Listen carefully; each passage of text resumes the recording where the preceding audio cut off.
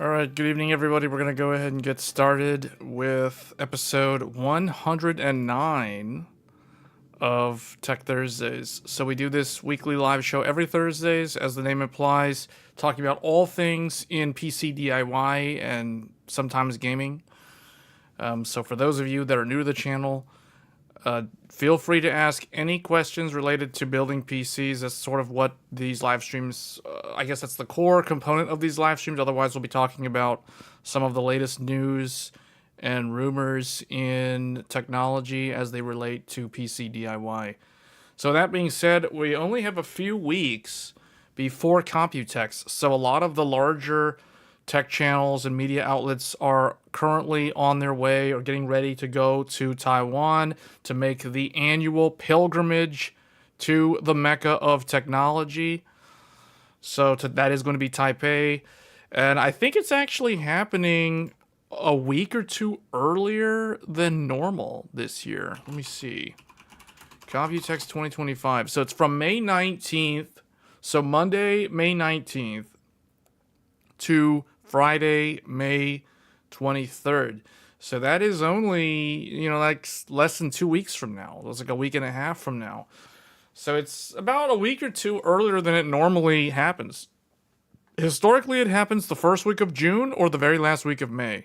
So this week, it's the second to the last week of May, which is unique. So I'm not sure why it's happening so early. But anyway, so expect to see a lot of announcements. One of the things, as this image here kind of hints at, Intel Arc Battlemage graphics cards will probably be at the show. They're probably going to be showing the professional line. I really want to see a single slot blower style graphics card from Intel, basically from any of them, really, any of the GPU manufacturers, because I really feel like if you want to run multiple graphics cards, or if you want to run dedicated encoding GPUs that are on the discrete side, meaning you don't want to use like the integrated graphics on a CPU for media encoding, then a single slot low profile, doesn't necessarily have to be low profile, but a single slot graphics card with a blower style cooler with as much VRAM as possible with as low amounts of power as possible, meaning no 8-pin, no 6-pin, just literally power it off of the PCIe slot on the motherboard. That would be ideal, because so far I feel like there's been a massive lack of options for people who just want like a dedicated secondary GPU as an encoder card without having to step up into the professional line. But speaking of the professional line, so Intel, not only are there rumors around Intel's professional graphics cards that will be for prosumer and I guess consumer markets, the high-end Battlemage Arc B770 could be unveiled at Computex, and it could compete with the upcoming RTX 5060 and the RX 9060. So that would be very interesting to see how that would stack up to these graphics cards. Now, we already estimated more than a year ago, this was probably like January last year, or maybe even like the end of 2023, we are on this channel, we already discussed the expected performance levels of the high-end Battlemage. And remember what I told you guys, and I still stand by my original estimate, that the B770 at best will be similar or should come close to an RTX 4070. That is the expected, at least that's by my estimation, that is where this graphics card should land in terms of its performance. So it would be close to an RTX 4070. Not a 4070 Super, not a 7800 XT, but a RTX 4070. Because that would be about 65% faster than the previous generation Arc A770. So we can use Tech Power Up with their GPU database to calculate that. So if we search the A770 and then we look at 60% faster, 65% faster would be the RTX 4070. So this is where, so that's at 65% faster than an A770. So that's where I expect this to land. With some insane overclock, they could possibly get levels, performance levels close to a 6800 XT. So somewhere around there. I don't think this is going to be as fast as a 7800 XT. I think it's just a little bit too far out. But yeah, I think RTX 4070, this is a good estimate. And I don't think that this is setting expectations too high, nor is it setting expectations too low. If we look at Intel's B580, the B580 is about 15% faster than the current A770.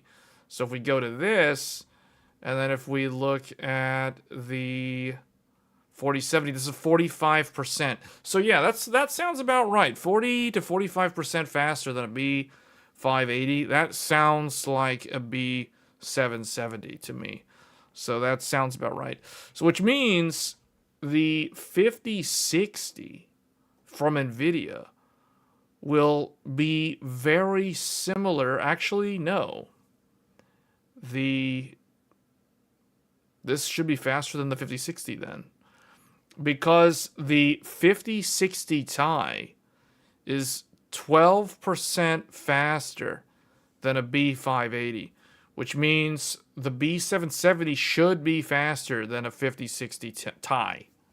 It should be faster than that. Will be around 3060 Ti for 5060. So you're saying the 5060 is going to be as fast as a B580, because a B580 is about as fast as a 3060 Ti if we go off of Tech PowerUp's numbers. So they're just short. They're like 5% less than a 6700 XT. So that means that Intel's graphics card could be a compelling option for someone that's on a 1080p monitor. Because all of these graphics cards are 1080p graphics cards. The 5060 Ti, the 5060, AMD's upcoming 9070, not 9070, AMD's 9060 and 9060 XT. Those should be some interesting cards. Now I'm curious to know like where those would actually land. Because the 9070 is 91% faster than a B580. So AMD has a lot of like room to fill this in. So, and I think the 9070 GRE is around a 7900 GRE, which means the 9060 XT would probably be somewhere around the RTX 3080, and the 9060 is probably going to be around the 6800 or the 5060 Ti, possibly. So somewhere around there. 7700 XT. 9060 would be 7700 XT. 9060 XT. So that means, okay, so that means all three of those cards, actually no, the NVIDIA cards will be like really weak. Because 5060 Ti is only like 12% faster than 580. So I don't know how that's, to me that sounds like a potato. 1080p, Sappy saying 1080p and potato settings? Yeah, 1080p and potato settings. That sounds about right for these graphics cards. Well, actually, no. I think you'll be able to crank up the settings to like medium to high for most of the games and not have to use upscaling. Otherwise, if you try to run them at ultra, you're probably going to have to use upscaling for some of these cards. But I think Intel's professional card, like for instance, the professional version of the B580 would have 24 gigabytes of VRAM. So it'd be like 12 times 2. So it would be double this amount, which could be a good card for professionals. Now, you wouldn't really want to use that for gaming because it doesn't really help with games because the card itself's not powerful enough. Doesn't matter how much VRAM's on there. It's just not powerful enough. I mean, once you go beyond 1080p, it doesn't matter how much VRAM. It's just not strong enough. So, yeah, it'll be interesting to see what happens here. So, because of the stagnation of the RTX 50 series from NVIDIA, it does seem like AMD and Intel can basically, they stand to eclipse NVIDIA in the entry-level section of the market and the mid-range of the market. However, NVIDIA's name is so big and well-known that the average gamer, the average consumer, the average person who buys a pre-built computer won't know that there are better options for GPUs. So they'll end up buying a puny 5060 regardless. You know, that's typically how these things go. We've seen how this plays out time and time again. It's a never-ending cycle. That's very, very hard to break. So, but for those in the know, this is a good option. The B770 will be a good option. The AMD 9060 XT will probably be a good option. Both of those will be significantly better options than the 50 series cards from NVIDIA, provided they're readily available and the price points are within reason. Because, you know, like, none of this really matters if A, you can't buy the graphics card in the first place, and B, the graphics card is marked up so much due to whatever the excuse is this time that it doesn't really matter. You know, it becomes irrelevant. It's just as irrelevant as the entire 50 series at this point, if that happens. So, yeah, we'll see what happens at Computex. I expect to see a 24 gigabyte Intel graphics card. The 9060 XT will probably get announced. It'll probably launch sometime in late June, I would imagine, or early July, somewhere around there. And hopefully the second half of this year sees better supply, because currently the supply for graphics cards is, for some reason, still non-existent, and I don't really understand why. Like, I don't understand why it's impossible to buy a 9070 XT at the normal prices. And then same thing with all of the NVIDIA 50 series. Like, none of the 50 series cards are at the correct prices. They're non-existent. They're basically vaporware at this point. It's all paper launch. So, yeah, I don't know. It's a really bizarre... It's a bizarre year in general for tech, for PC DIY, because we're not in a pandemic.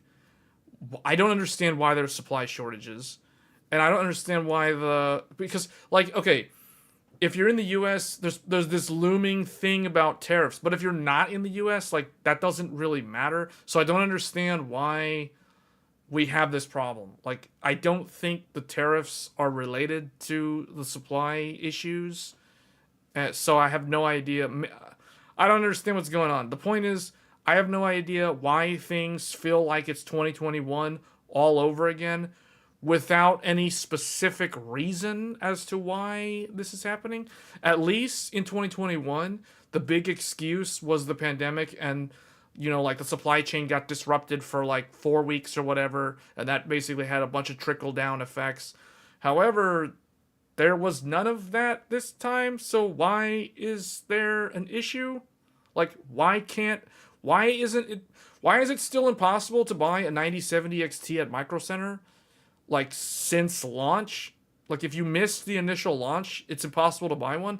And then, like, same thing with NVIDIA's 50 series. Like, how come the 5070 Ti, 5080, and 5090 are near impossible, and they're at stupidly overpriced prices? Like, I don't understand that. You know, like, it doesn't make any sense. AI. Yeah, but AI is a different segment. NVIDIA has a completely different business unit for the AI stuff. It's all different. There's OEMs that build servers and preload them with those AI GPUs. These GPUs are not sold into that market.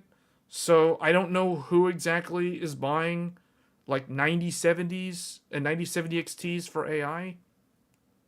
I don't understand. Like, who's buying 9070s for AI? Why is the 9070 and the 9070 XT impossible to purchase? Like, they're constantly sold out. They're constantly scalped. Same deal with all the 50 series cards. Like, who's buying these cards at these outrageous prices? Because the retailers have already marked up the prices so much. So if you're buying any of the cards that are current generation, you're overpaying. So even if you're a scalper, you're overpaying for your initial purchase. And then you're going to try to mark it up even higher? Like, what? I don't understand. Low supply, but why is there low supply? You see, the question is, why is there low supply? Nothing changed from the second half of last year into the first half of this year. In terms of, like, TSMC, whatever, all the customers, none of that changed.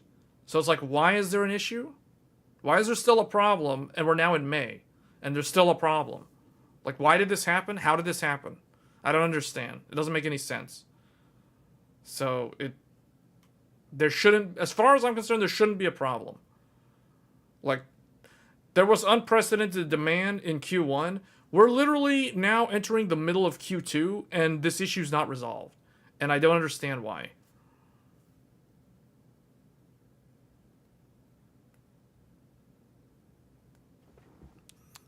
System integration. South America. what is this? What? What does that even mean? Like, what does it have to do? How is it any different from last year?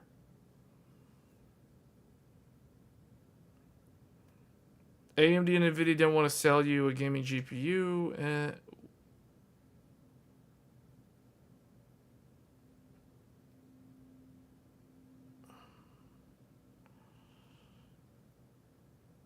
Are 9070 5 million... Well, where are those 5 million units?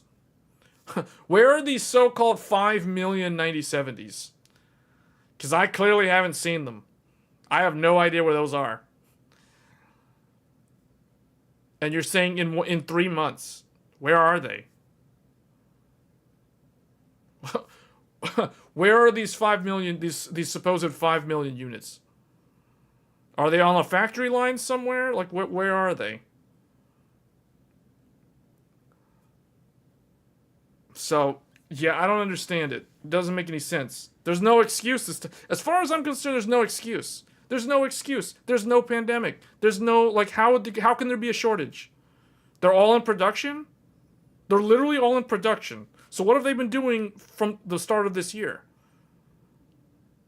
So you're saying it takes three months to build 5 million GPUs? Where were the GPUs that were built the 3 months before these 3 months? Yeah, you're saying there is no shortage. If there's no shortage, how come it's impossible to buy these graphics cards right now at normal prices? Meaning, how can the demand be so high that after 3 or 4 months, it's still impossible to buy any of the 50 series cards at normal prices, and the AMD cards literally are invisible? Like, even if you want them to exist and you want to spend money on them, you can't, because they're just not, they don't exist. Definitely in South America. Wait, what? There's no shortage definitely in South America? Why is there a shortage in certain regions then? This goes back to my original comment. Who would buy a 9070 for AI? Like, how is the 9070 impossible to purchase? I'm not even talking about the 9070 XT. I mean, that's the same exact scenario. You can't buy one of those either. That's even harder to buy. Like, are people buying 9070s for AI? I highly doubt it. I highly doubt it. Same deal with NVIDIA's 5070s. I do not think people are buying 5070s for AI. So it's like, why is it so hard to buy these cards? You see what I'm saying? Like, it doesn't make any sense. This is why I've noticed in general, across the board, there has been less interest in PC component media consumption, or like people watching videos about this subject matter is at an all-time low because they're disenfranchised, because they literally can't buy. It's like, why watch a GPU review when you can't even buy the GPU? Like, there's no, even if you wanted to, you can't. So it's like, why get your hopes up? Why waste time watching a review video with benchmarks? You're not even gonna be able to buy one. So it's like, you know what I'm saying? People aren't buying 5070s in the UK, period. They're going to system integrators and OEMs, and the OEM bills will show up. And a lot of NVIDIA went to Intel. Oh, those are mobile parts, though. Those are mobile parts. So, I don't understand why there's a shortage. And the original question was like, why can't you buy a 9070? Where are the 9070s? If AMD manufactures 5 million units in 3 months, like, how come there's no such thing as the 5 million units? You see what I'm saying? Same thing with the Intel. Like, where's the Intel cards? You can't buy the Intel B580 either. There's so much secondary overage. When you say secondary overage, you mean the previous generation? Are you talking about, like, RDNA 3 and RTX 40? Doesn't seem like there's that many of them left.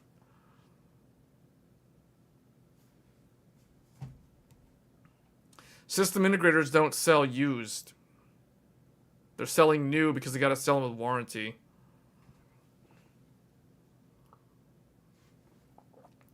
So you're saying all the new stuff is going to So you're saying all the new stuff is going to OEMs and SIs, and where does the used market come in exactly? Because the used market has always been a thing. I don't think the used market has anything to do with this. If the used market was so strong, if there was such a demand for the previous generation, we wouldn't have overpriced brand new cards. They wouldn't be way over MSRP right now.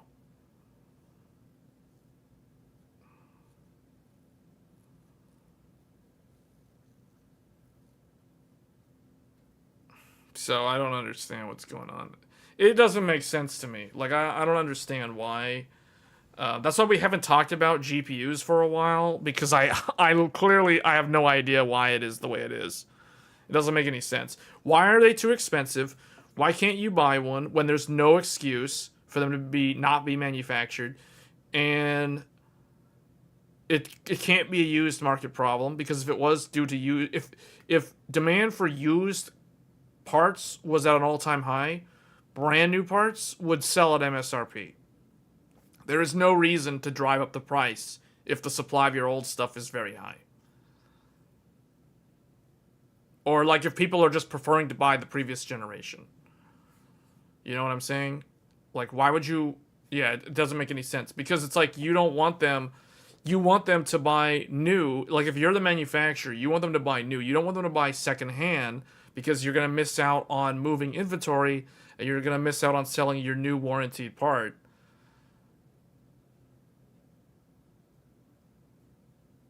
A bunch of 5090s are selling on China websites like Taobao. Yeah.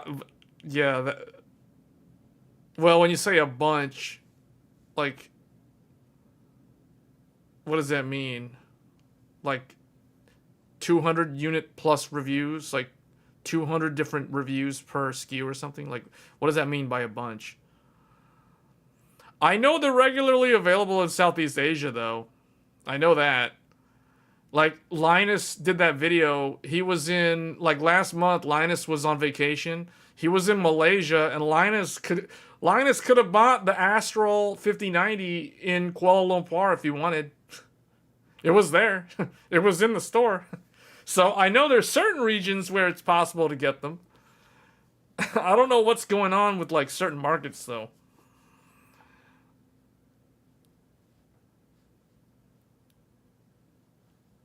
9070 XTs are around 100 100-ish cheaper, 100 pounds cheaper than the 5070 Ti.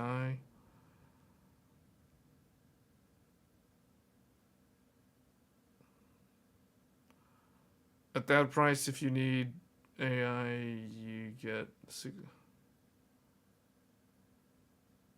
Which one are you talking about? You're talking about the one over in Asia, the price over there, 4,000 to 5,000.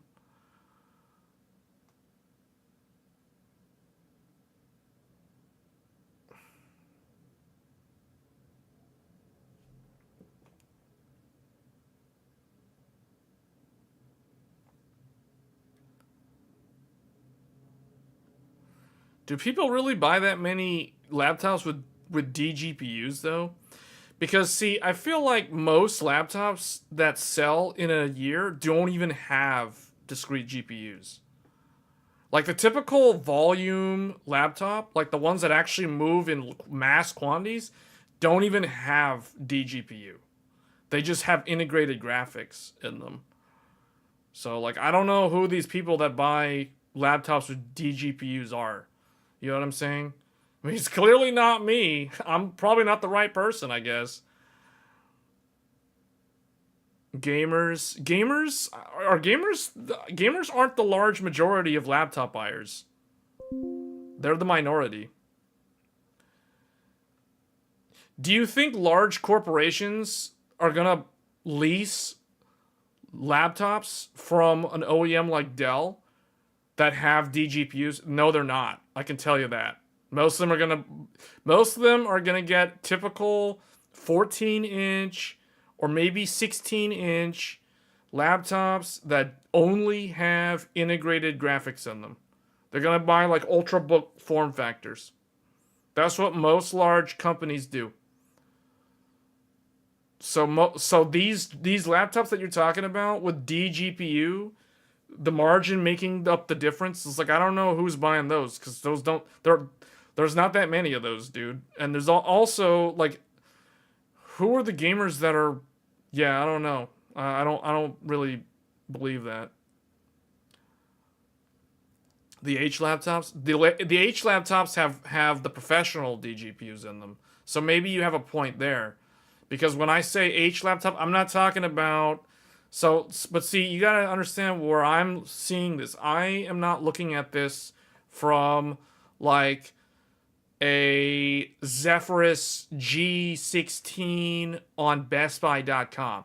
You know, like Asus might sell, a couple thousand of those in a quarter, but the amount of laptops that Lenovo will sell to like company XYZ in the same 3-month period, you can bet is going to be significantly higher volume than, some rando gaming laptop from Asus at a Best Buy. You know what I'm saying? So iGPUs are the way to go, not DGPU in terms of volume. So that whole thing about like DGPU, first of all, I mean, I don't know who that market is. It's clearly a specific market. I just don't think it's a very large market. The market for people buying like gaming laptops. I mean, I personally don't recommend gaming laptops. I don't have a modern gaming laptop, and I probably never will. Like, if I was going to get a laptop that had a discrete graphics card, it would be a workstation laptop that has a professional graphics card in it, not some gamer cheap plastic thing that, cracks on the side or whatever. Like, or has creaky sounds in the hinges after like 6 months. So, yeah, no. You still have the 4090 laptop? Yeah, but see, like that, but those type of laptops are the one-offs that don't really, like, you're not gonna travel all the time with that, are you? Like, I can't imagine lugging around a 5-pound, 6-pound laptop on an airplane again and again. To me, that doesn't seem, you know what I'm saying? Like, that's not what I consider a travel-friendly laptop. I'd much rather have an Ultrabook. I mean, that's why Mac is so successful. Because Apple understands. Here's the thing. As much as people who watch this channel don't like Apple, Apple truly understands like what a consumer wants in an electronic device. Like what a normie wants, what an enthusiast expects from industrial design. Like Apple clearly understands what people want. They don't want this heavy brick that weighs down their backpack. Like they want something that has long battery life, a really nice screen, a very good typing experience, and the build quality and look and feel of the device is high end.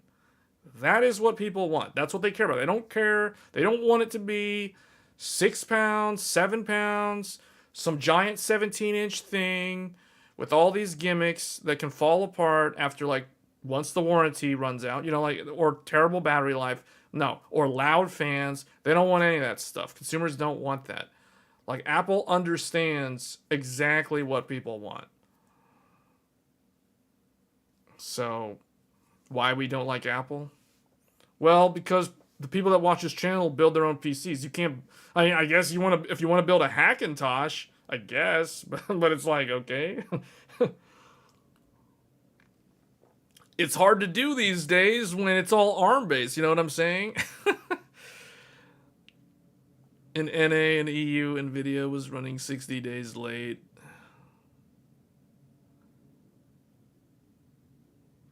Why were they 60 days late? Gigabyte graphics cards that are inverted? Are leaking putty? What? What? What?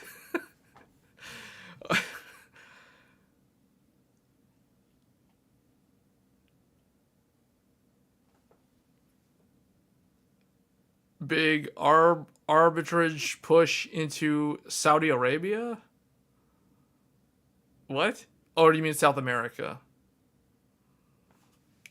I think you mean South America. Nvidia ran 60 days, including on. I don't know what Rob halting the lines is.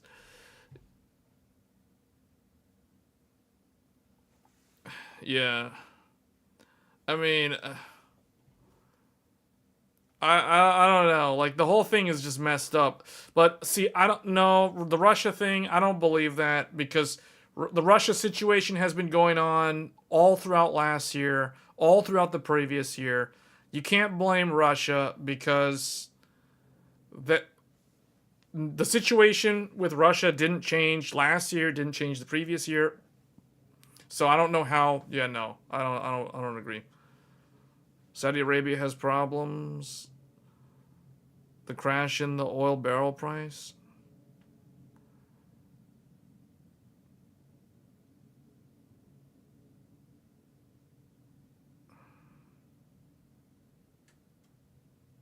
$1050 Ti. Are you sure it's 1050 Ti? Wait, the Switch 2 can't be a 1050 Ti. That's too weak. No, the Switch 2 is about as fast as a PS4. Maybe in mobile, maybe on battery, it's a 1050 Ti. But when docked, it's definitely faster than a 1050 Ti. The Switch 2, for those that are curious, the Switch 2 will be about as powerful as an AMD Radeon RX 470, which is also as powerful as a PlayStation 4 Pro. This is the expected performance of the Nintendo Switch 2 when in docked mode, running on wall power. Now, when it's in battery power, it might drop to a 1050 Ti, which means it loses about 25% of its performance. So I can believe that, but no, when it's docked, it will run about as fast as I guess we can say it'll be like a 1650 if we're going to use an NVIDIA equivalent, but I think it'll be faster than a 1650. It's going to be like an RX 470, which is typically around the performance of a PlayStation 4 Pro.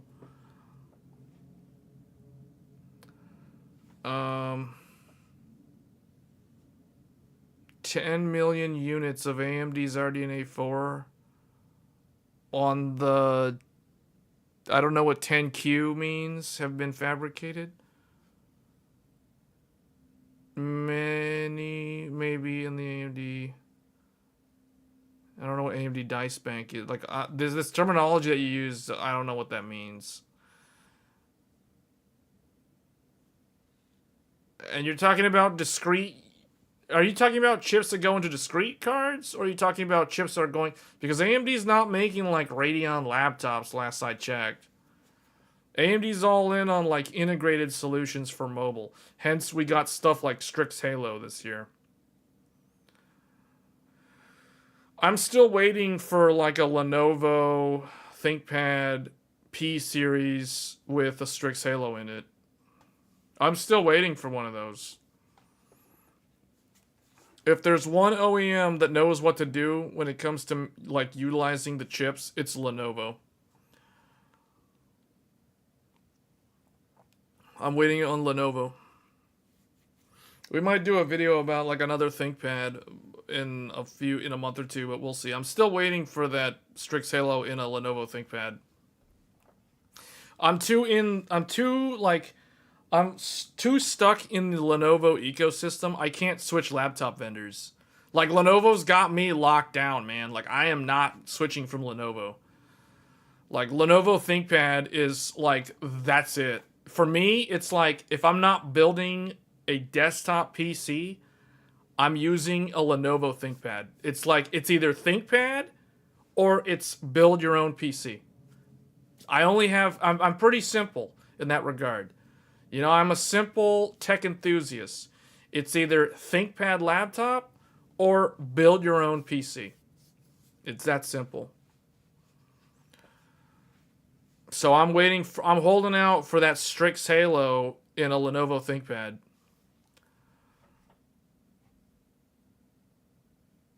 So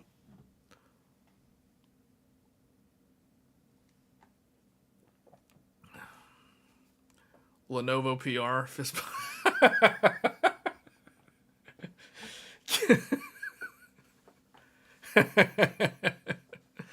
I mean, who here knows what ThinkPad is? Who here has used a ThinkPad? Does anybody know? Because you haven't used a ThinkPad, you haven't used a real laptop. I'm sorry. I mean, I guess Apple's pretty good. I'll admit, as much as people who watch this channel are not huge Apple fans, you got to give Apple where credit's due. Like, the two choices are either MacBook Pro or Lenovo ThinkPad. That's pretty much it. Okay, let's do a poll. Good idea. Good idea. So, have you ever used a ThinkPad? Yes or no? Pretty simple question. Have you ever used a ThinkPad? Meaning, you don't have to have a modern one. You don't have to have current generation or 3-year-old laptop or whatever. As long as you had one in the past or you've came into contact with one at some point. Micro Center sells them, by the way. They don't have a very good selection, but they do have them occasionally. Oh, wow. 54%, man. ThinkPad are famous here because the old ones are extremely cheap. Yeah, and they also last really, really long, man. Like, you know how they say, like, what is it? Toyota cars last a really, really long time. Well, ThinkPad is basically the Toyota brand of laptops. They don't break down. Hence the reason why I still have my very first ThinkPad that I got secondhand off of eBay, by the way, from like 2010. 2010. Yes, my Lenovo ThinkPad from 2010 with an Intel Core 2 Duo Penryn dual core still works. And the battery still almost has full of its lifespan. It's a removable lithium-ion battery, and it still holds almost its original full charge after all these years. Maybe I should do a video about it. There's a really old video on this channel that shows that laptop. But yeah, maybe I should do some laptop content because PC DIY is pretty terrible right now in terms of like how pricing is and all that stuff.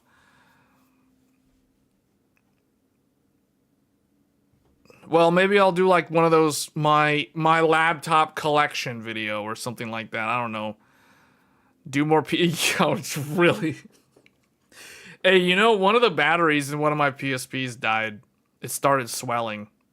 So I had to get like a cheap third-party battery replacement for the PSP 2000. The PSP 2000's battery died recently. But all 4 of those PSPs, man, they still work. All of them are still working good. All my PSPs work. My PS Vita works. All those Lenovo ThinkPads still work. They all still work after all these years.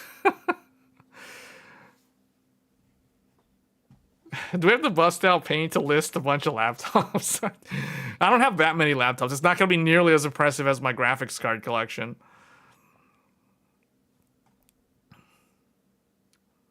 So it's dead 50-50, man. 20 votes. 20 votes. Half of the people that are watching this stream voted and the rest didn't vote. I can't believe that the votes are literally 50-50 on ThinkPad. Game Boy Advance.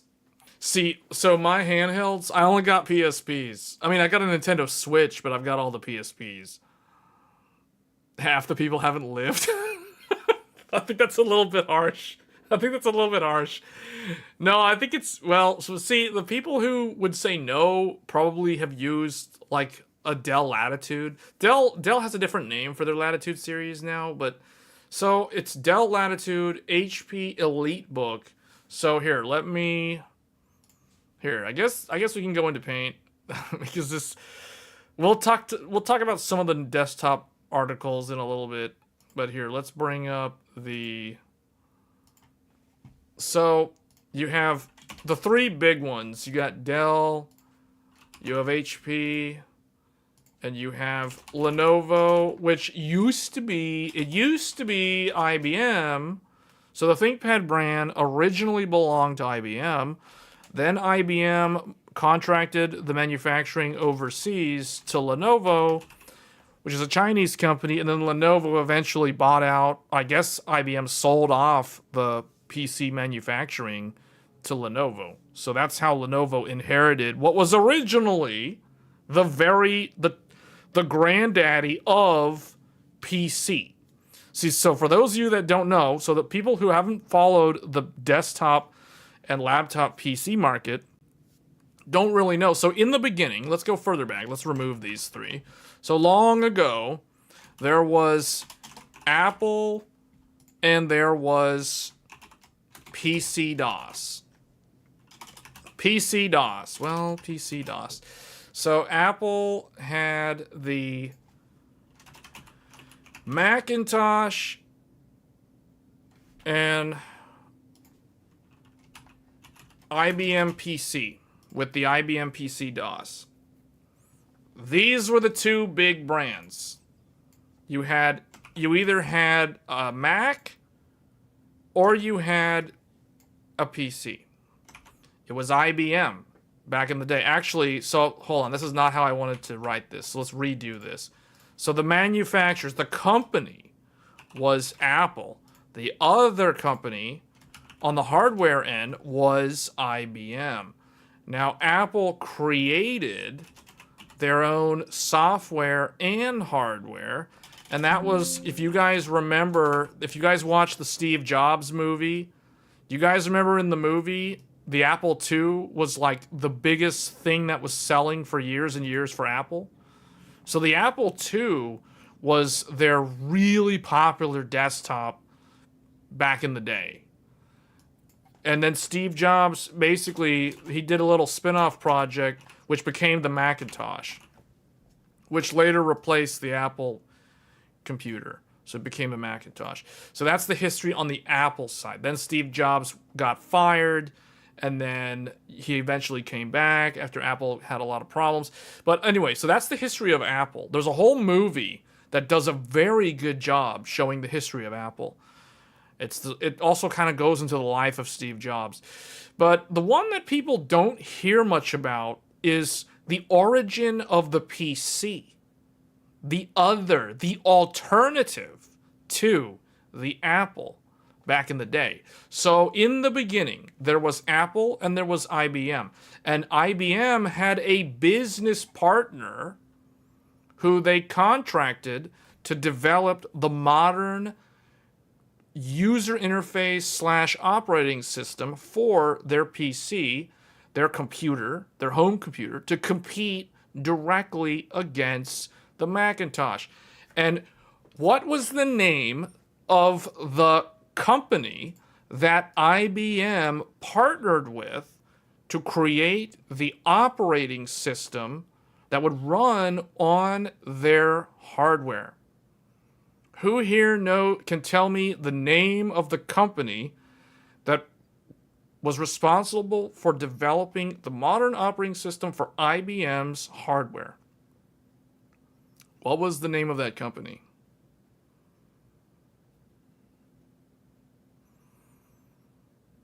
Waiting to see if anybody... It's not Compaq. No. No. It's a company that's still around today, and it's very successful. Microsoft. That's it. You got it. Microsoft. Microsoft. This is how Bill Gates became famous. So Microsoft worked with IBM. They basically worked for IBM to develop this operating system called PC-DOS. PC DOS. So you had the Macintosh versus the PC DOS. This was the beginning of the consumer computer, we'll say the home computer rivalry between Apple and IBM / Microsoft. So this is the origin story. So because see, a lot of people understand the origin story of Apple. They think of the Apple. No one ever thinks about the Commodore 64 or the Atari or all those older devices. But they always think about Apple and the origins of the Macintosh as a successor to the Apple II and that kind of thing. But they never really hear the origin story of the PC equivalent. Like all these PC gamers, all these people with their giant Steam libraries, the average gamer on PC has no idea where their system, like the roots, the ancestors of the gaming PC, where it began. But it began from two companies, IBM and Microsoft.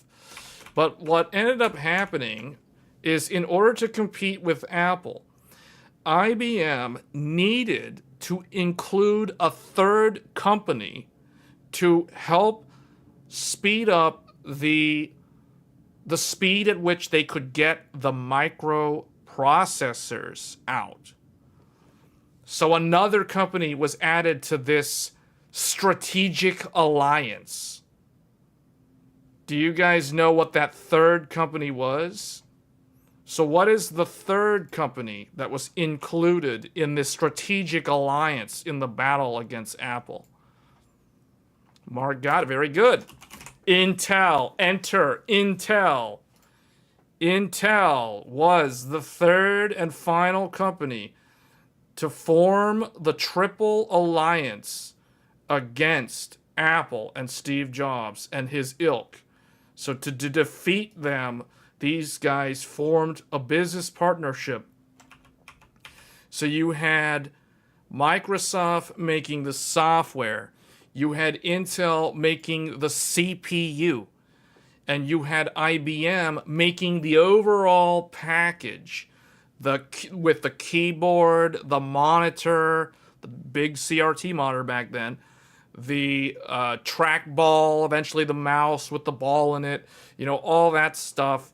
IBM was doing that, and IBM was the one selling the overall package. So like if you went into a store, like if you went into like a Circuit City and you saw the Macintosh, you had a Macintosh with its CRT screen, something like this, and then you had the PC DOS equivalent from IBM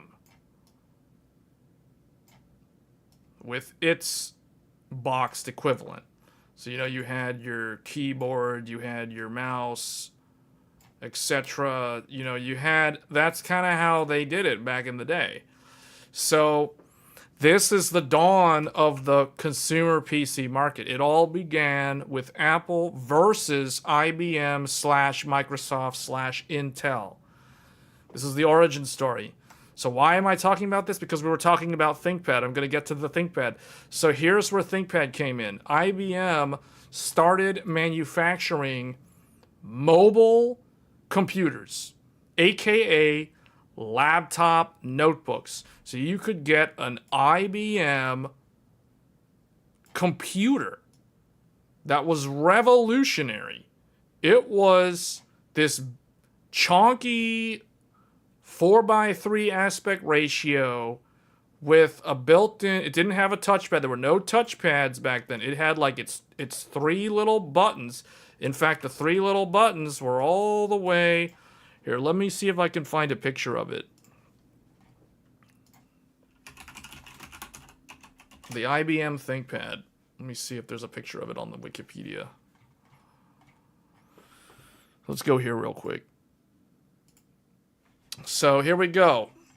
ThinkPad in 1992 to 2005, it was IBM. Then in 2005, Lenovo purchased the manufacturing division, and they were also contracted by IBM. But if you look, there it is. I think this is, okay, this is an early 2000s one, so this is not the really, really old one. But here, right above me, notice how there's no touchpad. They had the little track point thing, this little nub. They were the first ones to do this. Like, IBM was the one that developed this thing. This, you can imagine, like, this is way back in the day when, you know, Wi-Fi was barely even starting out. So, yeah, that's what it looked like. And that brand, basically, I mean, you can see that IBM logo. And then it changed over the years to the modern ThinkPad. But, you know, the main thing that I'm trying to point out here is the ThinkPad is the descendant of the original PC manufacturer. This is why ThinkPad, at least in my mind, and I think a lot of ThinkPad enthusiasts understand this, those who understand the origin story of the personal computer, knows that ThinkPad is kind of the grandchild, or like modern ThinkPads are the descendants, they're the modern day descendants of the original root of the PC line. So that's kind of why ThinkPad enthusiasts tend to be kind of, no, I won't say they're as bad as like Apple snobs or like Apple enthusiasts, but they have a similar kind of vibe. It's a different kind of vibe. But you know how the Apple enthusiast slash Apple elitist slash Apple snob kind of behaves? You know, they're the Starbucks person with their MacBook Air, you know, pretending to do work in the middle of the afternoon, but they're literally just on Instagram the whole time. You know, that type of person. ThinkPad people have a different kind of vibe, but it's almost like they're also kind of like, they're elitists in that regard because they know the truth that their hardware is descendants of the original PC from way back when. So that's kind of the story behind ThinkPad. So eventually what ended up happening, if we continue this story to the modern era, so basically Microsoft and Intel went behind IBM's back and they founded their own alliance in secret, which eventually overthrew IBM from behind the scenes. So what they did was they started going to these other companies. They approached this guy named Michael Dell, which we all know what company that is, and Hewlett-Packard. They started going to these other OEMs, these startup companies that wanted to get into selling consumer home computers. And they started selling another operating system that was not PC-DOS, basically MS-DOS. Microsoft DOS. They started selling Microsoft DOS on the side, separately from PC DOS. It was kind of like a spin-off, but it was fully compatible with what you could, like applications that ran on PC DOS, you could also run them on MS-DOS. But the point is, you can imagine the Dell and HP computers that ran MS-DOS were significantly cheaper than your standard PC DOS IBM, because, you know, the IBM one is the official one.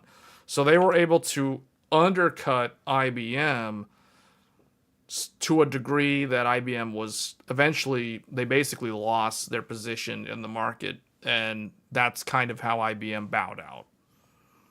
So it became Microsoft and Intel stabbing IBM in the back and effectively pulling the rug out from under them, and PC-DOS basically went away. IBM got out of the PC market. Eventually, they sold off the ThinkPad brand to Lenovo. So you had Lenovo join in over here, like it is today. And MS-DOS, we all know, became Windows.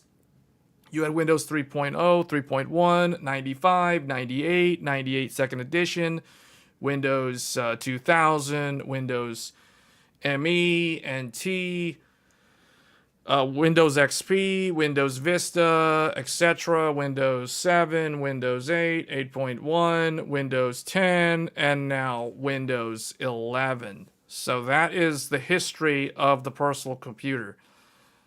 Oh, and AMD was kind of there in the background as like a secondary supplier so that Intel wasn't considered a monopoly. So, yeah. But that's pretty much it. That's kind of the history of where the ThinkPad brand came from. So it's the descendant of the original PC. All the others are, you know, third-party brands that played a role in, I guess, overthrowing IBM. I don't know. And then Steve Jobs came back to Apple and then like resurrected that whole company effectively. So, yeah, HP had a different name back then. Yeah. Well, anyway, that was an interesting tangent. So that was kind of a history lesson on the history of the personal computer for those that weren't aware. So yeah, I'm basically ThinkPad in mobile, or I build my own desktops. That's pretty much how I roll. So yeah, in terms of laptops this year, like I said, guys, I think that mobile is actually a lot more interesting than desktop this year. So if you're in the market for a laptop, you're probably going to wait it out. Computex is probably going to show off some interesting mobile devices. I wouldn't be surprised. In fact, I expect most of the stuff from Computex in a couple of weeks, in terms of what's going to be interesting, there's going to be a lot of AI, but I don't know if the AI stuff's going to be that interesting. I think what's really going to be interesting is going to be the mobile devices. Like, I want to see what ARM wants to do. Like, there's this whole rumor about... Here, let's go back here. Let me see. There's like a... There was a whole thing about NVIDIA going to make us... Yeah, okay, here it is.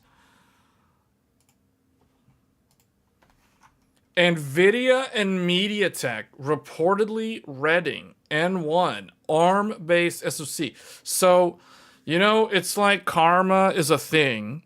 So we just talked about how Intel and Microsoft stabbed IBM in the back and pulled the market out from under them. Well, what if NVIDIA and MediaTek stab Intel in the back and pull the PC market out from under them by getting people to shift over to ARM, away from x86. That's why there's all these videos. Like, I know Gamers Nexus had a discussion video recently, and like one of the memes that they have going on there, back when Gordon, our friend Gordon Ung, when he was still around, you know, he used to have this segment that he would do with Steve Burke over at Gamers Nexus about, is Intel actually screwed? And this is one of those, this raises the question, is Intel actually screwed? Because if NVIDIA, with how powerful their brand recognition is now, if they can get Microsoft on board with, and I know Microsoft has a lot of incentive in doing this, because Microsoft is another great, like, Microsoft is the great deceiver. I hate to paint them that way, but like we just talked about how Microsoft and Intel betrayed IBM. Like, they literally betrayed IBM in the biggest way you could betray someone. Like, company betraying another company. So basically, they got IBM to leave the PC market after a certain number of years. So now, what if what goes around comes around, as they say, and now it's time for Intel to get betrayed by Microsoft? You know, like, how crazy is that? Because Microsoft, you know, Microsoft doesn't lose. Microsoft is like, we are too big to fail. We have all the money. We have the Windows operating system. You can't play your Steam games if it wasn't for our Windows operating system. So it's like, from Microsoft's point of view, they own the market. So they can team up with whoever they want. They can betray whoever they want. So Microsoft, we've already seen this last year where Microsoft basically like partnered up with Qualcomm big time in pushing Windows on ARM and trying to show that there's this massive incentive to make applications run natively on the ARM architecture. So Microsoft could be planning to betray the x86 royal family, if you know what I'm saying. So Intel and AMD, they recognize this threat, hence the reason why the enemy of the friend of my enemy is now my enemy, or what. Like, basically, AMD and Intel recognized that ARM, if Microsoft starts favoring ARM, this is a massive threat to the x86 royalty. So neither one of those companies want that to happen, as you would imagine, that they're both so heavily invested in x86 that they have to form a strategic alliance on their own. So what was once two arch rivals with a lot of bad blood between the two of them now have to team up in this strange public image of this consortium that they have formed late last year as a response to the looming threat of ARM coming into their space, threatening their business, and being backed by Microsoft, the great deceiver. So it's like, you got to be very, very careful when you're dealing with Microsoft if you're a vendor that produces a platform that is dependent on their operating system. Because if their operating system shifts focus and starts favoring another computer architecture, you're basically screwed, and you could start losing market share year after year. Now, all they have to do, because it's like, oh, well, I guess people that would argue in favor of Intel and AMD would be like, well, the market doesn't change that easily because the developers still have all their apps that are natively running on x86, which is true. That is the best counter argument. However, if the incentive is there to push developers to focus on ARM as the primary architecture, and you create that incentive, then it's only a matter of time before the shift will happen. And that is the biggest fear for both AMD and Intel, because they know, especially Intel knows, the people that have been at Intel for decades, they know, because they were there when Microsoft and Intel betrayed IBM. So they definitely know how this could go down, how Microsoft could turn the tables and basically change to another team member, like, oh, I don't know, Qualcomm and now NVIDIA, and basically betray Intel in the same way that Intel and Microsoft betrayed IBM all of those years ago. So we could see some very interesting stuff go on in the hardware and software space for the PC market. So very interesting stuff that's up and coming. That's why I'm telling you guys, this is a continuation of what we saw begin last year. Last year, Qualcomm and Microsoft brought Windows and ARM to the market. Now we're going to see more players such as NVIDIA. NVIDIA and MediaTek are readying the N1, an ARM-based SoC for introduction at Computex. Now, this is one of the most interesting things that I want to see more about on the videos and the articles coming out at Computex or from Computex in the next couple of weeks. Because can you imagine ARM-based gaming laptops running something basically Linux-based? It could be Windows-based, because I'm pretty sure Microsoft will want to team up and they want to be a part of this. I mean, we saw this last year with ARM, with the Qualcomm Snapdragon Elite. We saw how that was handled by Microsoft. Microsoft was in lockstep with the CEO of Qualcomm, and now I can expect to see either Microsoft in lockstep with NVIDIA bringing these new ARM-based gaming devices or laptops to the market. At the same time, I can see Valve potentially wanting to partner with NVIDIA on this to get Steam OS-based gaming laptops to the market to basically keep Microsoft in check. Now, if that happens, Microsoft will not be happy. Microsoft will be very displeased if they start seeing a huge push into the gaming space from the likes of Valve partnering up with NVIDIA, because this is a huge threat to Microsoft. And you guys know Microsoft knows how to play. And Microsoft knows that if you start losing the game, you do not admit defeat. What you do is you change the rules of the game. You change the metrics. You change how the game is played until people no longer recognize how the game was supposed to be played. That is what Microsoft does.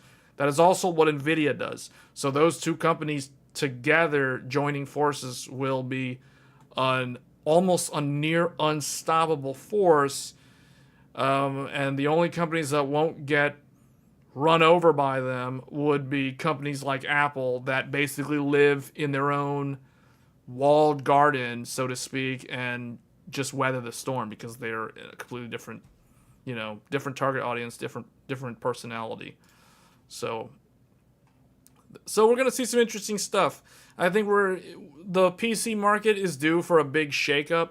I think things have gotten pretty stagnant. We've seen it get pretty boring over the last couple of years now. The change from Ada to Blackwell was not that impressive, with the one exception being 5090, and I don't really consider the 5090 that impressive considering how much wattage it requires. A lot of people jokingly say it's a massively overclocked 4090 for what it is. So you just blast power, you blast 600 watts of power effectively to get the performance numbers up there. So not that impressive when you look at it that way.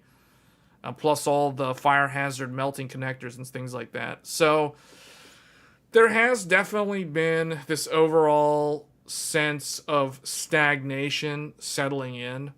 So I think shifting, whether the change needs to be go away from x86 and move to ARM, and maybe some innovation comes out of doing that transition, who knows? I don't know what exactly the future looks like for the PC DIY space, but I do think that we're going to see some interesting things take place in the next couple of years. So this announcement, NVIDIA entering the CPU market, is going to be a huge announcement. This will be just as interesting to react to as the Qualcomm Snapdragon laptops were last year. So, yeah, more to come on this topic alone.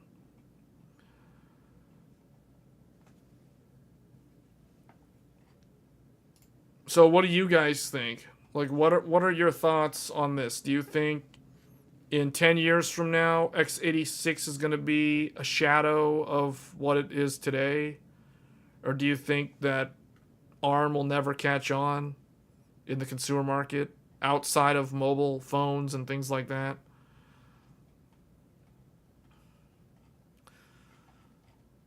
Someone was saying that there was like a melted Gigabyte had like a what was it, like a plastic problem or something, like a goo problem? Let me go here.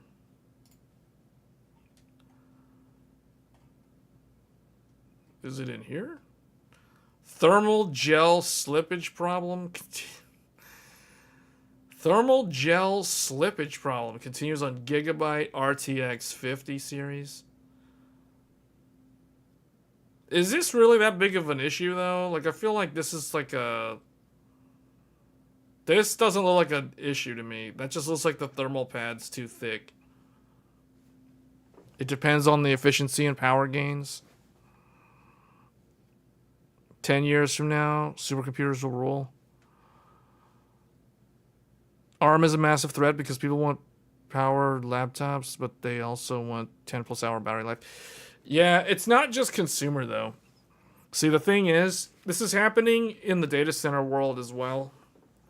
On a smaller scale. Like, I don't know if you guys are aware. Oh, actually, let me end this poll. It's been open. I can't believe it's been open that long. Okay, so 64, almost 2/3 of you have at some point owned or used a ThinkPad laptop. So that is actually more than I expected. So 2/3.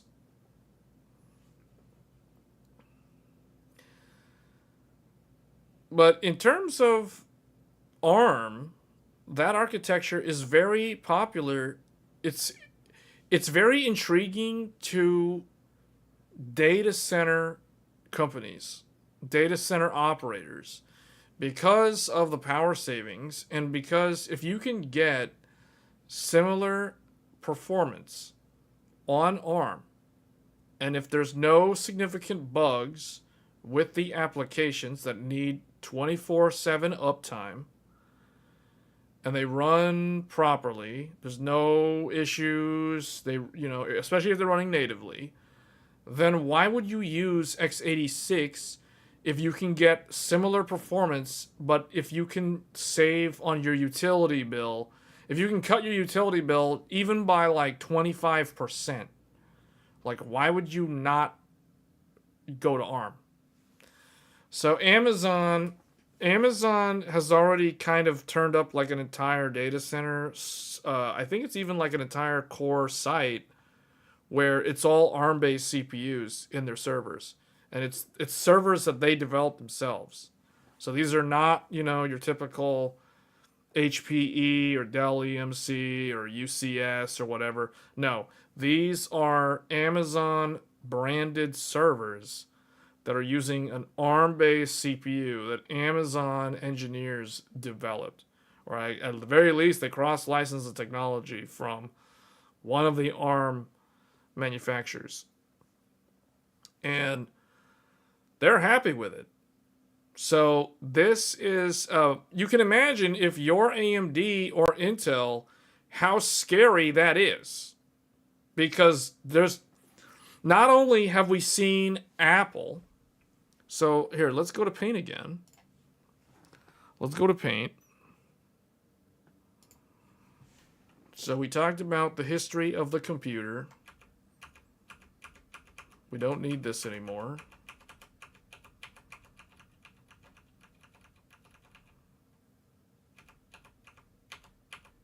Okay, so you have Apple switched to ARM. Apple no longer uses x86 in their consumer product line. So that's a very notable example that even consumers that know about technology are aware of. Amazon built out a, let's say, cluster of their global data centers with ARM-based CPUs. This is another one.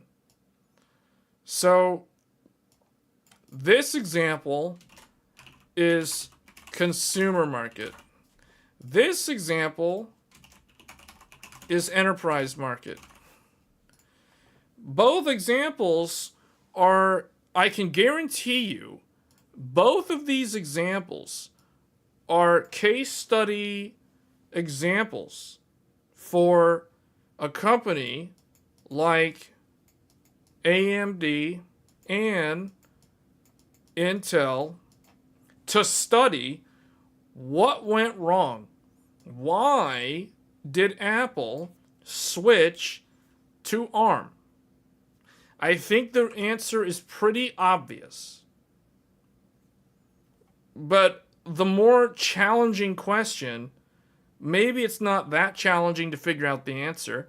Why did Amazon convert an entire data center campus or a cluster of one of their segments to ARM? Why would they do this? What's the point of doing this? Like, why would they do this? To save electricity, yes. Is that the only reason? Because you got to imagine, if that's the only reason, then that's a massive, massive electricity savings. Because you have to imagine the amount of engineering resources, the expense that Amazon took to spend on all the R&D to develop this solution.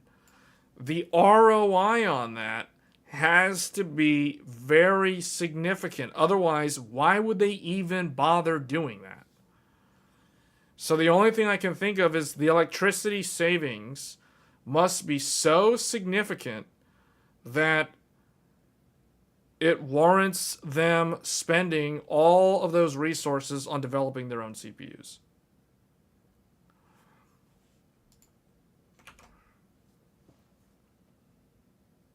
And they can't get x86 license.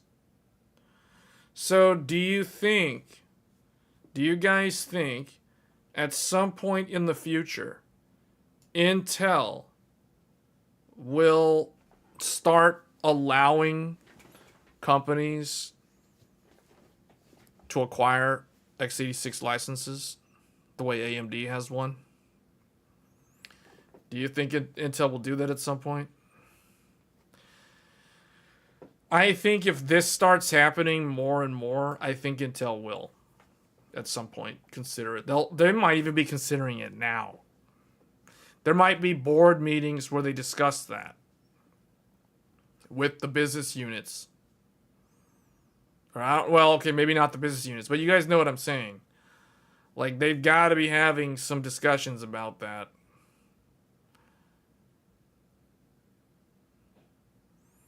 Yeah, well, okay, see, AMD, unlike Intel, that's why this whole topic is Intel actually screwed? Because AMD is, unlike Intel, okay, don't get me wrong, if x86, if the entire market switches to x86 in the next 2 to 5 years, both AMD and Intel will be decimated. However, AMD stands to be able to rebound a lot more quicker than Intel. First of all, AMD is smaller than Intel. They have less overhead. They have less staff. So they can pivot a lot more easily compared to Intel. Intel is kind of, as the owner of the x86 license, it's hard for them to let go. You know what I'm saying? Like, they have so many historical ties to x86 that I don't know if they can easily pivot the way AMD could in theory. And when I say easy, it is not going to be easy. Like, for either one of these companies to pivot away from x86 and go all the way down the rabbit hole in terms of developing functional ARM-based CPUs that are competitive with the industry leaders like Snapdragon and whatever NVIDIA is coming out with, like, that's going to take time. They're going to be way behind compared to whoever's leading the ARM market today. So basically what that means is these two companies, if they have to go to ARM and abandon x86 in favor of energy efficiency, if the market's just going to energy efficiency, they're going to be behind. These two guys are going to be like number 3 and 4, if not 5 and 6, in terms of like market share for ARM. But they can let x86 have a slow death, and they can kind of like stay alive off of like x86 on the way down. You know what I'm saying? So AMD's already done ARM products. Yeah. Well, okay. See, AMD has made some very smart acquisition choices. AMD has made some strategic moves, such as AMD acquired a company called Xilinx. I think that's how you spell it. And AMD also acquired Pensando. I think that's how you spell that one. I think is it Pensando? Pensando? I don't know if there's an E here or an A. AMD acquired 2 companies in the last, I think, 3 or 4 years. These 2 companies are what is helping prop up AMD in the telco space, in the FPGA space. Oh, Pensando. Okay, I thought something didn't look right. Something didn't look right with that spelling. So AMD is making moves. Like, they know, they can sense the danger, the looming threat. So they know they need to make some smart moves. And they have with these acquisitions. But you guys can't count Intel out. Intel's not down for the count. Intel, what has Intel done? Well, Intel already has a very large networking division. And what I mean by that is they develop network interface cards, aka NICs. In your motherboard, there's a good chance that you have an Intel Wi-Fi module or an Intel Ethernet RJ45 port in your motherboard. Now, I know in my Threadripper board, I've got an Intel 1 gig, and I think I got a 10 gig Marvell, and I've got an Intel 2.5 or 5 gig, and then the other one is like a Marvell 10 gig. But I know I've got an Intel NIC in my Threadripper. I have an Intel NIC in my Gigabyte X670E Aorus Master, and I also have Intel Wi-Fi on that exact same AMD motherboard. So Intel has a very large networking division, so they can sell into the data center on the network side.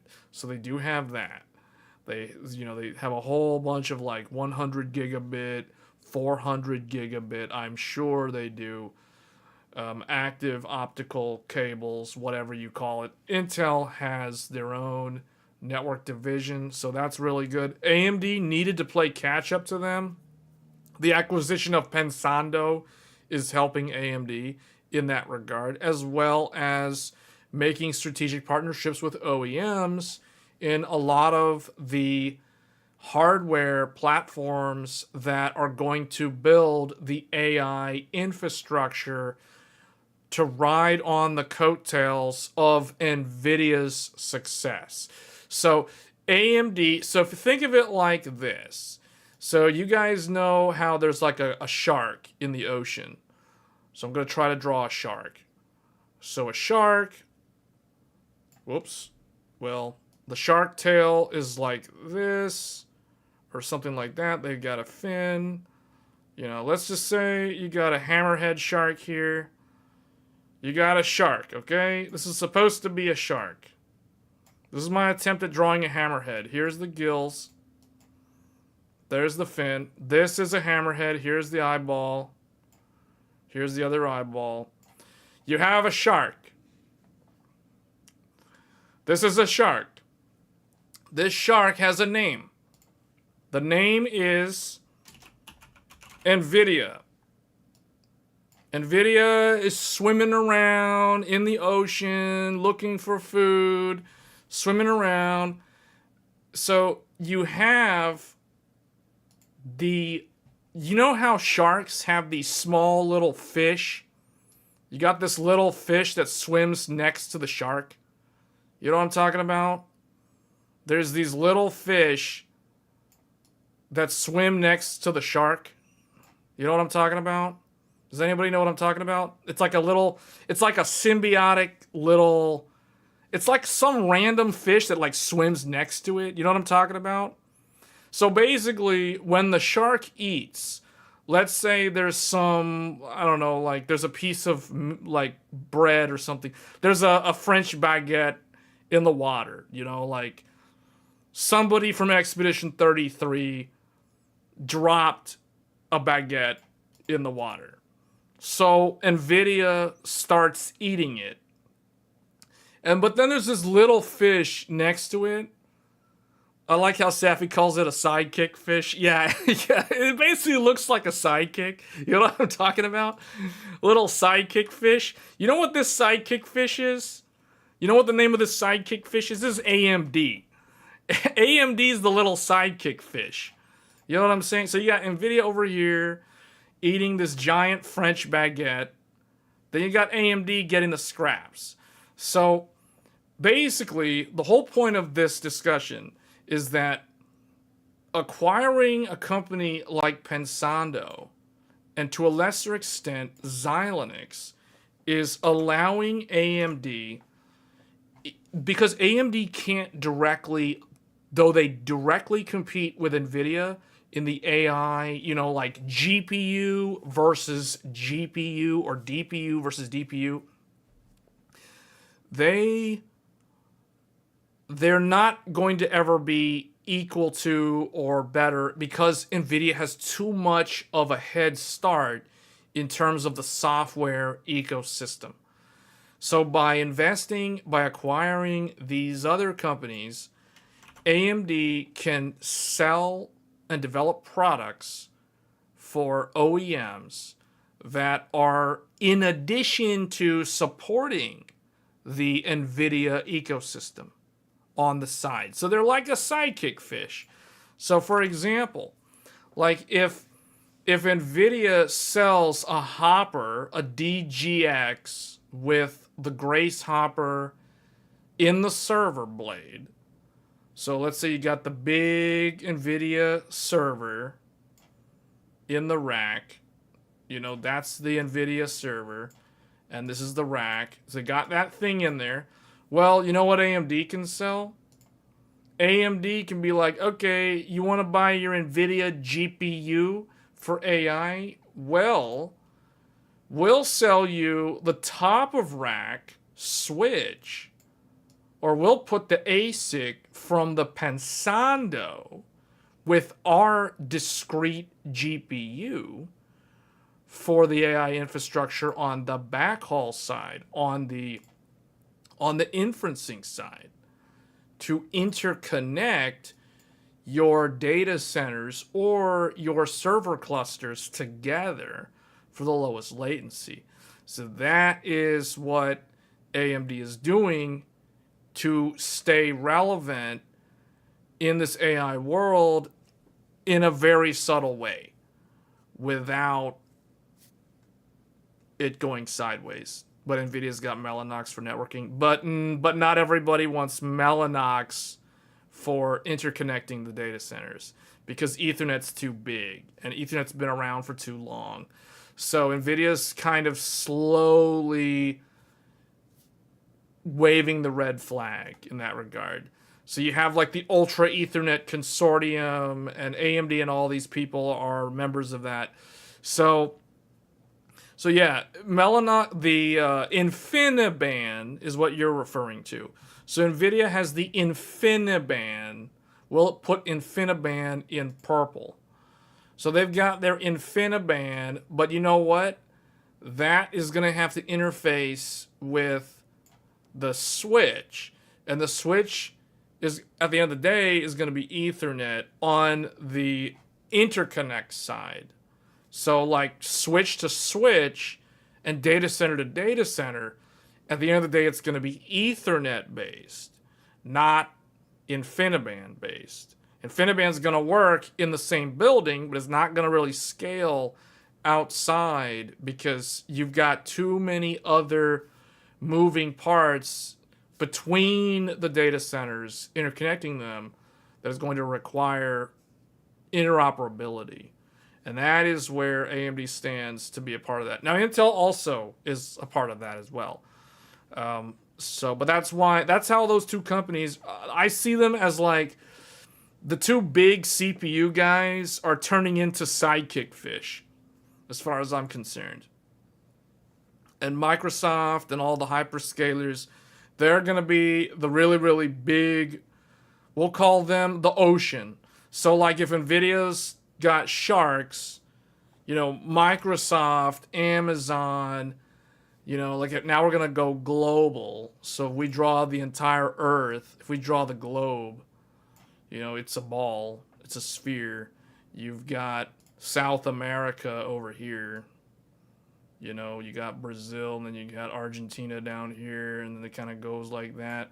And then you have Latin America come up here through Mexico and Guatemala. Then you got the Gulf of Mexico. You got Florida here, and North America going up there, Newfoundland, Greenland's up here. And then you've got Canada somewhere up in there. So we'll just kind of like draw it like that. And then you got Great Britain, Ireland, France, you got Spain and Portugal, and the Strait of Gibraltar. You got the Mediterranean Sea in there, and then you got Northern Africa coming over here and stuff. Then it goes down to Southern Africa. So you basically have the Earth. So Microsoft is basically the Atlantic Ocean. And then you've got, I don't know, Amazon is the Pacific Ocean. And you get what I'm saying? So you got the cloud providers providing the giant ocean of AI. And NVIDIA's got the sharks in the water. That is the way you can picture the AI ecosystem and how it's composed. It's basically the oceans filled with different creatures that could be anything from an NVIDIA shark to an AMD sidekick fish. Like, I don't know. I just kind of like came up with these analogies on the fly. I had no idea that this stream was going to go into this sort of discussion, but yeah, that's kind of one way to look at it. Yeah, AMD's a sidekick fish. That's the key takeaway. AMD's NVIDIA's sidekick fish. Yes.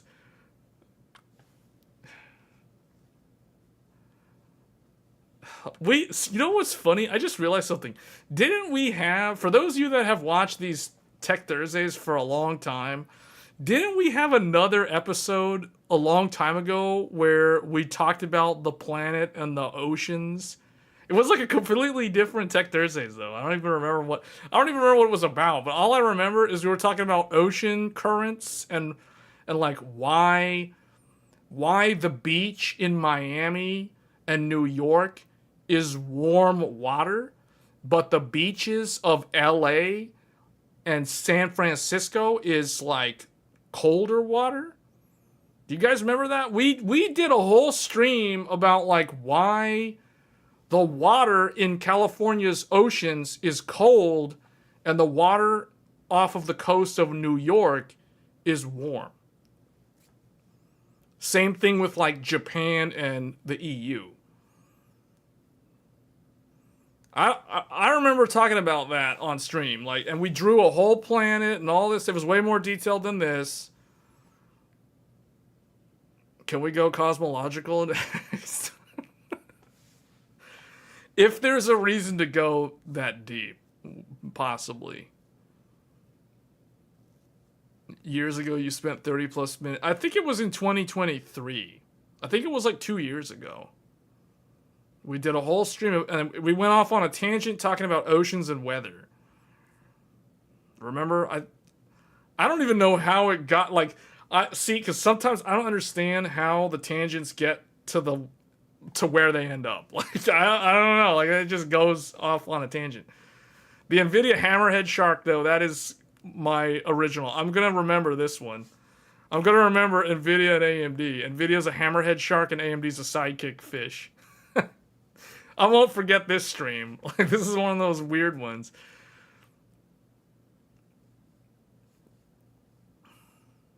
Tech Thursdays needs to start using AI art. I don't understand how, well, this I can get how, but you know, we were talking about like IBM and the origin of like the personal computer earlier in the stream, and somehow it got all the way to this.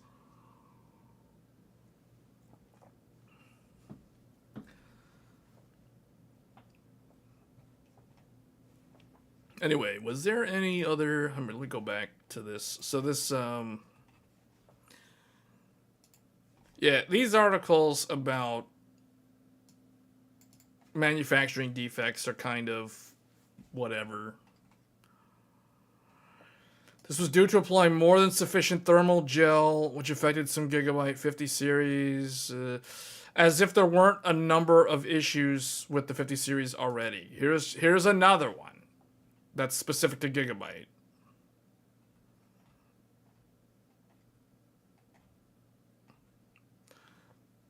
This isn't going to ruin it though, right? Like, that's still going to work.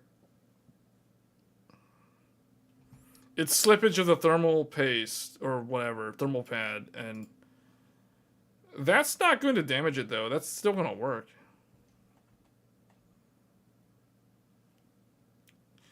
Yeah, I don't know. I mean, this to me is like whatever. They can choose to either do nothing or they can choose to just like tear this off. Like, it's not really going to do anything. The new 5K 2K monitor. The new 5K 2. Is it?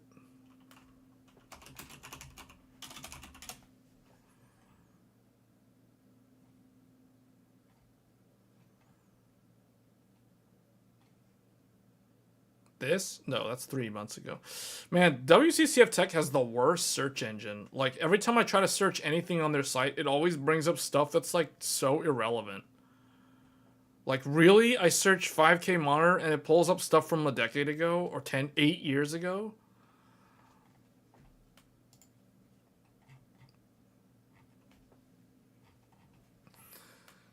Yeah, 5K monitor, I don't know, like... ViewSonic starts shipping first 5K monitor for Mac.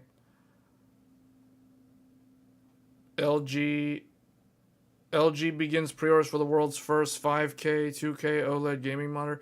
The problem with this is I don't know how, it's like I don't really care because the resolution's so high and GPUs already struggle to handle 4K. Like 5K just makes it even harder. So it's like a, you know, whatever. Yeah, WCCF Tech Search definitely needs AI. It's pretty terrible. See, I don't really get excited about this because if you're already having to use upscaling for your games at 4K, like, this makes it even worse, you know? Like, this just means you have to do even more upscaling. So it's like, it's hard to get enthusiastic about this. Unless you're someone who likes ultra-wide and you don't play a lot of games. Or you don't play a lot of, like, modern games. So, I don't know. To me, it's one of those things like, yeah, I mean, it's cool, but it's like, from a practical standpoint, doesn't really seem practical just yet. Just because GPU technology is so far behind. Yeah, graphics hardware isn't really going anywhere. It's not able to keep up with these panels. What AMD wants to do with Xilinx Pisano is to get into smart switching. Yeah, that's what we were talking about. Yeah. Hence the little sidekick fish. Intel networking is not doing that well. Well, Intel. That's because Intel is selling so many NICs in the consumer segment and enterprise. They don't really. I don't know. They're not really reinventing themselves. And I think that's the biggest problem that Intel's running into. Intel is basically like Microsoft. Microsoft is not the innovator. Microsoft watches somebody else do something, and then they react by either buying up a company that does something similar so they can say they have the same product, or they then just do their own version of the thing that someone else already did, and it never really catches on as like the number one in the industry. You know what I'm saying? So it's like Microsoft, to use a business terminology, oftentimes Microsoft tries to be the fast second, but oftentimes they just end up being like a mediocre third. I mean, that's one way to put it. And Intel's kind of the same way. Like, you can think of Intel as, they're a large company like Microsoft. They've got, hundreds of thousands of employees globally. So they've got a lot of overhead. They can't make quick decisions. So usually someone's going to do something. They're going to have to react. And it's like, okay, do we copy them and do something similar? Or do we just buy another company that's one of their competitors, if not the company that did that thing first? That's basically the decision-making tree for a large company like Intel.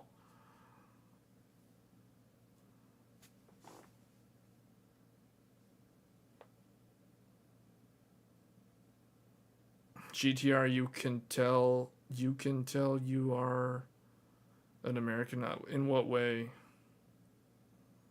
In what way?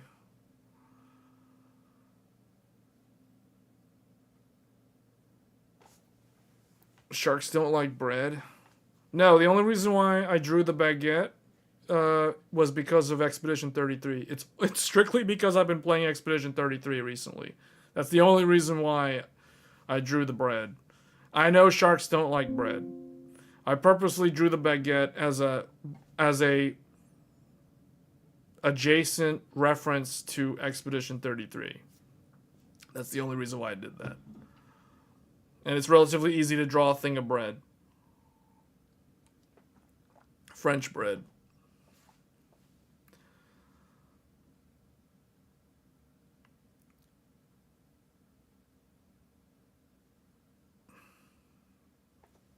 No, guys, the reason why I drew the bread has nothing to do with fish or sharks.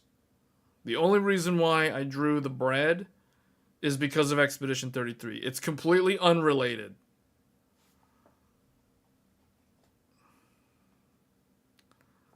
You're on keto? Dude, I need to go on keto. But I think I have a tooth problem. I gotta go to see an endodontist about one of my teeth. I think I'm getting sick because of a tooth. Which could be serious, actually. That could be pretty bad. But yeah. But yeah, I probably need to have something done to the tooth. The tooth is probably causing me to get sick. And I gotta do something before it's too late. And I'll probably go on keto after that. I've been wanting to do another one of those 5-day or week-long fasts. Those water fasts, like the one I did the first week of 2024. Teeth can take you out if you know. Yeah, I know, man. No, I know. I know it can be very serious. In fact, yeah, I haven't been feeling well all week. And at first I thought it was an ear thing, but now I'm pretty sure it's a tooth problem. Because it's on one side, it's on the jaw. It hurts when I'm eating. When I chew food, it hurts. It's definitely got to be a tooth problem, man. But I don't want to get a root canal. I'm hoping that it's not that far gone that I can get a giant filling put in. I mean, if I have to get a root canal, if the filling fails, after a while, then so be it. But I want to at least try to save the tooth if possible. Like, meaning save the nerve of the tooth. Like, don't do a root canal from the start. Like, save the tooth, save the vitality of the tooth if possible. If it's not possible, then I'll accept that. But, you know, I hate to do a root canal without at least trying to save the tooth first. Look at me as if I'm a dentist. Like, as if I'm the one that knows what to do, you know? Get laughing gas. What does that do? What does laughing gas do for a tooth problem?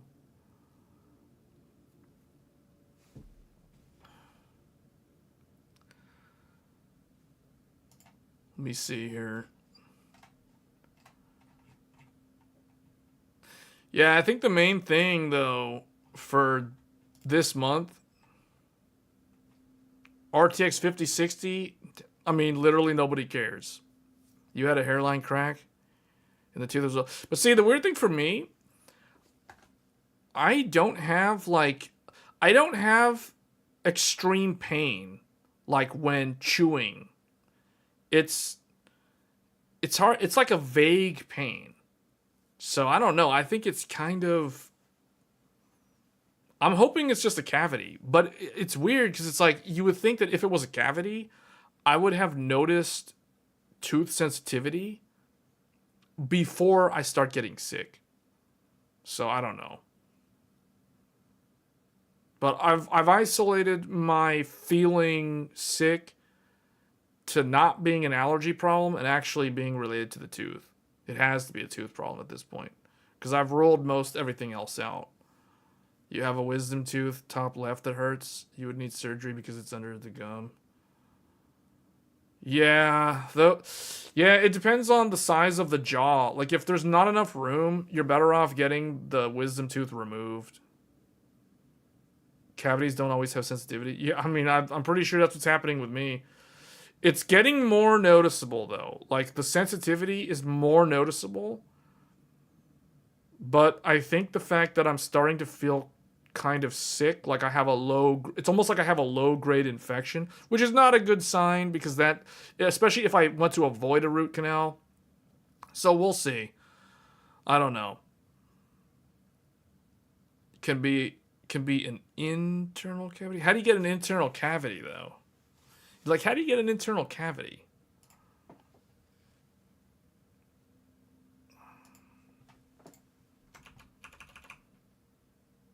Let's get rid of all this stuff. Oh, that's as far as it goes? Okay. We'll delete all of this stuff. We don't need this stuff. So, that's an interesting thought. An internal cavity. Like, how do you have an internal cavity? Because, so if you have a tooth, like, let's say you have a bottom tooth, and then it has the root, like that, looks kind of like this, and then it's like this, and the top might have, like, another, you know, whatever, it's like this. So let's say you have a tooth. Everyone knows that the tooth has 3 layers on the top. You have the strong enamel, you have the dentin underneath, and then you have the pulp chamber where the nerve exists. So, here, this is the nerve, I guess. I think that's how it looks. So you have the enamel, the dentin, and the pulp. This is this, this is this, this is this. But you're saying an internal cavity? How do you get an internal cavity? Like, you're saying there's a cavity in here? How does that even happen? It's like, maybe, I mean, you could be right. Maybe I have something like that. I mean, like, I don't understand how that happens, though. Like,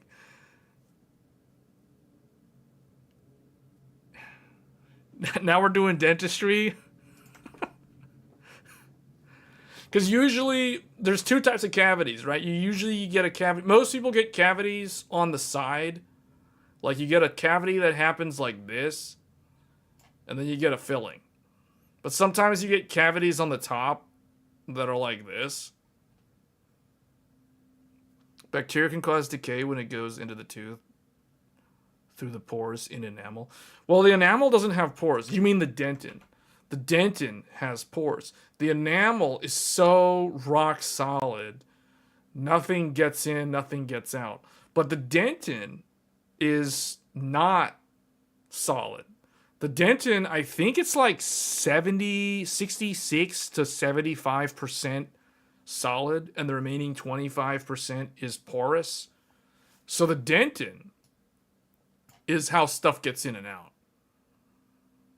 So this is how.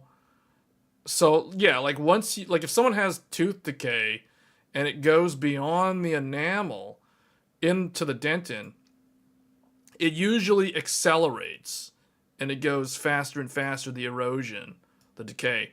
Once it gets here, like once it gets into the pulp, which is where the nerve is, then you start having a problem. Now, I really, really hope that I don't have that, or if I do have that, it's salvageable without a root canal. Because it's like, if, let's say it's like this. Well, okay, drill all of this stuff out and just put a giant filling that's like a white marble. Isn't that possible? How's the weather today? Are you purposely trying to change, to have another tangent start?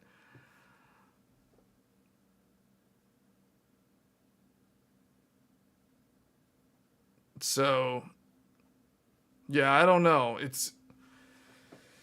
It's weird because like the last time I went to the dentist, the X-rays showed nothing. So I don't know how this has happened so quickly. You can get a ceramic filling if damage isn't bad.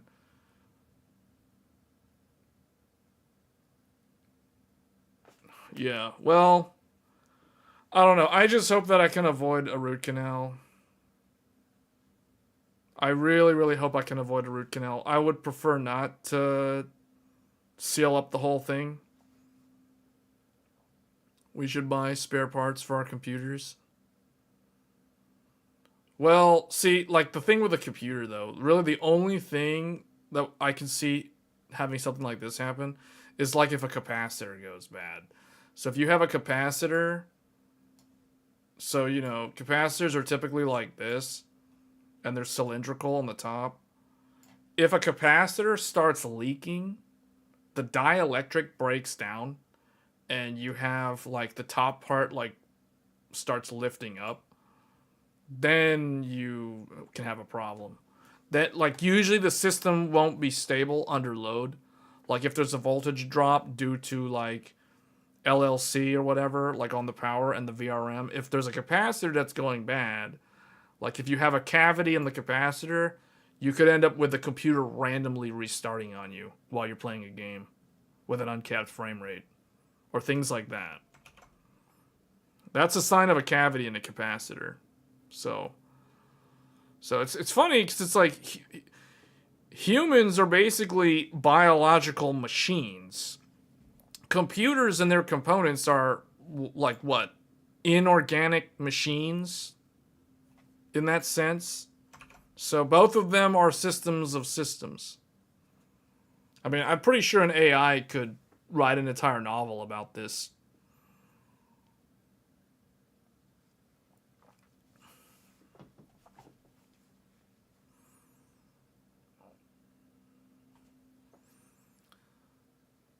Maybe gum infection. See, that's what I was thinking. But I don't know how it could have gone on like for so many days. Because it was very hard for me to isolate it to a specific tooth. In fact, the tooth looks completely normal. At least the top of it looks normal. So I don't know if it's this type of cavity. And it's literally probably right on the pulp line now, which is why I'm starting to feel kind of sick. So, yeah, well, I'll know tomorrow. But see, that's one of the reasons why you guys haven't seen, well, I mean, not only has the tech world been kind of boring right now, if I'm being honest, but because I've been trying to isolate this tooth, I've been having to troubleshoot like teeth problem this week. That's why the video that I did was basically the video that it was. That plus the fact that I couldn't get 192 gigabytes of RAM running at 6000 on an X870E Crosshair Hero. So we'll be doing some more RAM videos next week. Yeah, it's just there's been a lack of interest, and I've been having to troubleshoot like the dental stuff. Yeah, so that's kind of where we're at. Intel might do around 30 million PC NICs per quarter. Yeah. Well, won't it be weird if in the future Intel turns into like a networking company primarily, and AMD turns into like some kind of weird like ARM AI thing like Nvidia? I don't know. I can't see AMD like not being a smaller Nvidia. You know what I'm saying? Like it's just a smaller Nvidia. Hence it's the sidekick to the shark. Intel turns into Cisco. I can't see them doing that because I think Intel has a big networking division, but Intel doesn't have enough like big box type things. Like the difference between Intel and Cisco is Intel makes like the small component level things like the chips. Cisco does actually make chips, but they're only for that specific market vertical. But Cisco makes the entire like box. You know what I'm saying? Like Intel makes a CPU, like a little CPU, or a network interface card. Like Cisco makes like an entire like switch, or like a giant router. You know what I'm saying? Like Cisco's got the router, Cisco's got the switch. They've got the big box. Intel has the little stuff that goes in the boxes. So I can't see Intel turning into like a Cisco type company because I don't think they have enough. I feel like they don't have any incentive to do that because that could also be just a race to the bottom because they have to differentiate themselves from large established companies like Cisco, and they're also having to compete with like the OEM boxes that do like white label and, you know, like smaller companies like Ubiquiti and things like that. So nah, I don't see Intel doing that. What happened to the Intel buyout talks? I think they're not allowed to do that. I really think they're not allowed to do that. There's like an issue with them, like because didn't Intel, last I checked, Intel took a giant like government, they took a lot of like tax dollar money from the US government. I think there's probably some clause in there, I would imagine, unless the US government is completely incompetent, but I think there's some provision in there that says like you can't sell yourself to, or like you can't sell off the company to, you know, I don't know, the CHIPS Act. Yeah, they got a bunch of money, and I don't think they're allowed to do that because that would well, it's just not allowed. But yeah, Pat Gelsinger basically got fired, and now the new guy's there, and I don't know, they're supposed to be doing some stuff, whatever, I don't know. What do you guys think? What do you think is going to happen to Intel this year? Like, I think, so a lot of people dog on Intel's Core Ultra, like the Core Ultra series. I actually, personally, there's nothing really wrong with the Core Ultra series. It's just they don't win in gaming. So it's like the consumer market, like the primary market for the desktop PC space is gaming. Like that's like the most important metric. And in the past, Intel was either tied with AMD or slightly ahead of AMD or slightly behind AMD. Now it's like they're way behind AMD.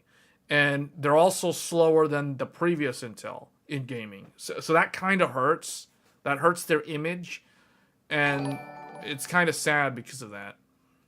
Thanks for your advice in the last stream. I successfully installed the Samsung 9100 Pro on the expander card and it is running at full speed on slot 3. Okay, well, that's good to hear that it works. I mean, that's good. That's good to know for myself because the Godlike does have that expander card as well, and it supports Gen 5 SSDs. So I could do something similar in the future. But for me to do that, I'd have to either get a single slot second GPU because I'm running 2 graphics cards in the Godlike right now. So if I wanted to do what you are doing, I would need a single slot graphics card for the second graphics card, and I could either run that in the bottom slot or I could run it in the second slot, and it would run at X8, but then I'd use the expander card directly underneath it for the X4. So yeah, that X4 comes in really handy. And the nice thing about the Ace is there is spacing between the second and third slot, so you can actually fit a dual slot GPU in the second slot and still plug in the expander card in the third slot. If I'm going to do what you're doing with the Godlike, I basically have to have a single slot GPU, or I have to run the graphics card in the X4 slot, and then I would have the expander card above it in the X8 slot. So there is a way for me to do what you're doing. It's just because the Godlike has the X4 and the X8 literally right next to each other, it's more challenging. It's like less flexible in that regard compared to the Ace. So, but as you know, on the flip side of that, the Godlike has more spacing between the first slot and the second slot. So the Godlike can fit a 4-slot graphics card like the 5090 Astral, for example, and still use the second and third PCIe slots. I think with the Ace, I think there's a challenge. I think you can't use the second slot because the Astral's too wide and it covers up the second slot, if I'm not mistaken. 4-finger twig? What? Oh, you're talking about because the GPU, like, where is that GPU? The RTX 5090 Astral. Yeah, this one. Oh. Yeah, this GPU. This GPU is like a quad slot GPU. So if we go to the gallery, do they have... So, 1, 2, 3... It's like 3.6 or 3.7 slots. So, you stick that in, the 4th slot is basically unusable. Because, right here, right there, you can see it's a 4-slot card. Because you got 1, 2, 3, 4... So it's a 4-finger card. This is literally a 4-finger graphics card. You can see it. So Asus should have put at least a 3rd finger. Like, I don't like how they didn't put a 3rd finger because this needed another support screw on this end of it to prevent sag. Now, anyone who's using this card is going to be using an anti-sag, some sort of anti-sag mechanism, whether it's the one that comes with it or something in the case or whatever. Like, no one should install this graphics card without an anti-sag brace because they're just asking for trouble. But what Asus should have done, they could have easily, at the very least, they could have included a 3rd finger here. They didn't need to put a 4th finger for compatibility, but they should have put a 3rd finger. 2 fingers on a quad slot card, to me, this is borderline unacceptable. So I would have definitely liked to have seen them put a 3rd finger on this card for more support because of how large and heavy it is.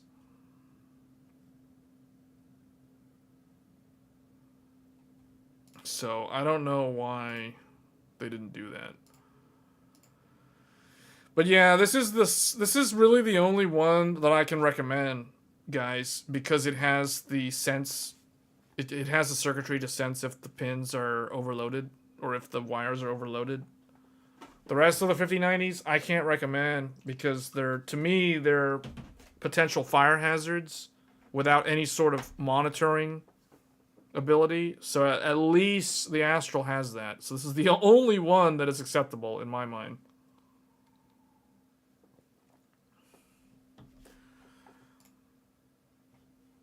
So yeah. But where was I going with this? So like with the Godlike, for example, the MSI Godlike. So you guys can see here, 1, 2, 3, 4. If the Astral was installed in the Godlike, the second slot is still usable. Now, it's barely usable, but it's still usable. Whereas I think with the Ace, it's not usable because the Ace, the second slot, is one slot higher up for the second slot, so it would be covered up by the Astral on the Ace. So with this motherboard, you can install an Astral and you can still use the bottom two slots. So like if it was me, and if I was gonna run the expander card, I could put the expander card in the X8, but then I'd have to have like a, well, I guess, you know what? Now that I think about it, I could remove this lower heatsink. So the SSD, there's, I think, 1 or 2 SSD. I think it's 1 SSD. Yeah, there's 1, 2, 3, 4, 5. Yeah, there's 5 SSDs. So the bottom SSD, if I was going to install the graphics card in the third slot, I would have to remove this heatsink. But then my M.2 down here would not have a heatsink. And I would install my second graphics card in the very bottom slot. And this is the reason why you would need a full tower case if you're going to do this. Because the graphics card going in here, the second finger would overhang the motherboard, which means the shroud of the graphics card would be like somewhere down here. And that could be touching either like right up against the power supply shroud or something like that. That's the reason why I would much rather get a single slot graphics card that would only occupy one slot and have a blower style fan and no 8-pin power connector. It just runs power off of the motherboard. That would be ideal. So like if Intel or AMD or Nvidia, if any one of them can make that type of graphics card, that is the sort of thing that I'm looking for. Because single slot, there's not enough single slot low power GPUs for like render purposes. Like I think that would be a really, really good product. It would be a niche product, but it would be something that I would be interested in.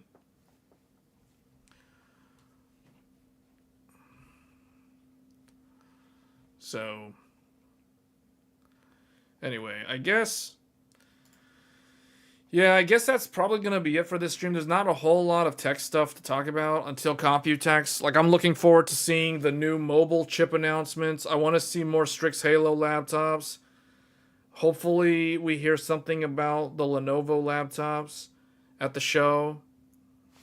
I think in terms of motherboards, though, the motherboards that you can expect to see would be the X870 Extreme. So like the Crosshair Extreme from Asus, the Crosshair Apex from Asus.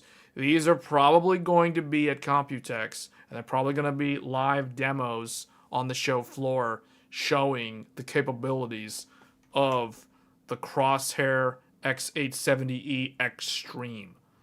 This thing has a massive Gen 5 heatsink, and it has, I think it's got like 5 M.2s, or it's got the DIMM.2 on there, you know, EATX, wide stance, everything that you don't even know you need is on here. Nitro path, all that stuff. And then also there is, we talked about this one previously, the X870E Apex. This one is also probably going to be at Computex on the show floor. So this one's going to be pushing those super high memory overclocks, like 9,000 plus. They might be doing some overclocking demos, like some LN2, who knows, dry ice or whatever. The Apex, surprisingly, is a very usable motherboard for like someone who just wants to use it as a regular motherboard, not necessarily for extreme overclocking. I like that the Apex puts the X4 above the graphics card. I think that is very unique because I think that, look, this is 1, 2, yeah, so it's only 3 slots spacing. So if you have, like, if you want to do dual graphics cards on the Apex, you can. You just have to run a 3 slot or smaller as the primary, and then you have like a 2 slot at the bottom. So this is definitely a dual graphics card capable motherboard, and you can plug in like a 4K internal capture card or something in this X4 slot above the GPU. So I really like that Asus did this. This is a very practical looking layout for this motherboard. So the Apex is actually a really nice board, and with those new memory kits that have 64 gigabyte DIMMs, you can run 128 gigabytes of RAM on this motherboard, and at some point you'll probably be able to run 192 gigabytes of RAM on this Apex once we get those massive 96 gigabyte DIMMs in regular UDIMM form factor. An Apex for AM5, does that even make sense? In what way does it not make sense? Like, I don't understand that question. And then the Extreme. So this one, it has all the dials on it, just like this one with the slow mode. This one's got even more dials on it.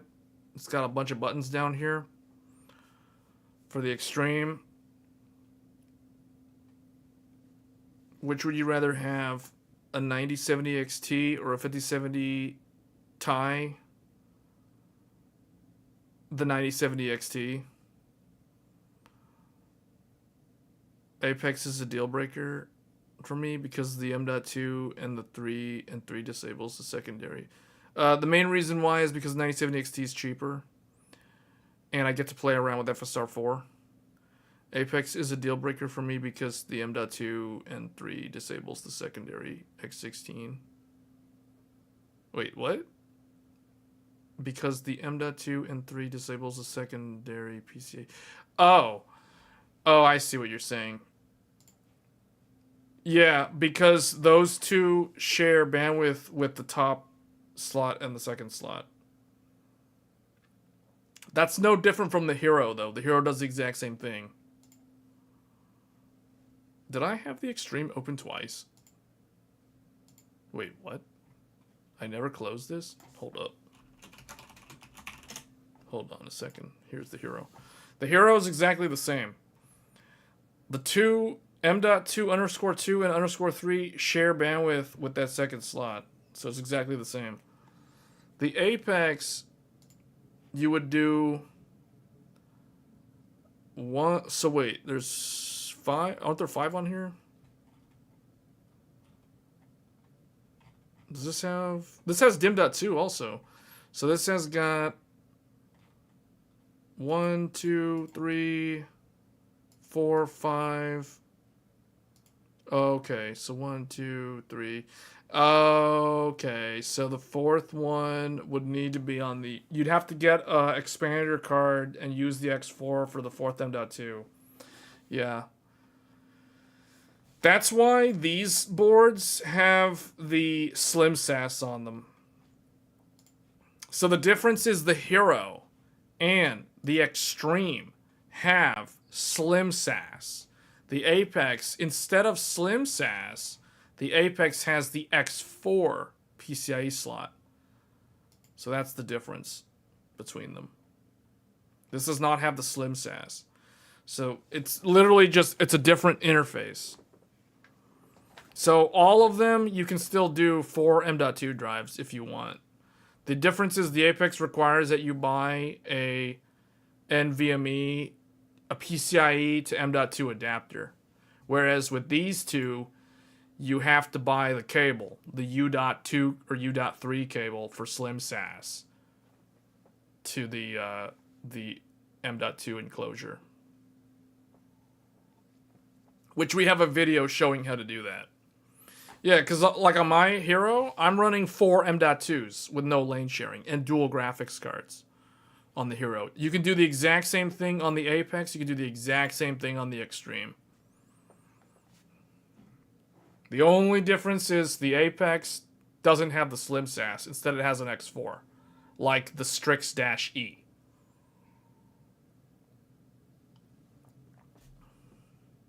So if you want 4 M.2s, then with like when still being able to use the second X8 slot, you need to check out the video that I did on the Hero last year, because I've already shown how to do that.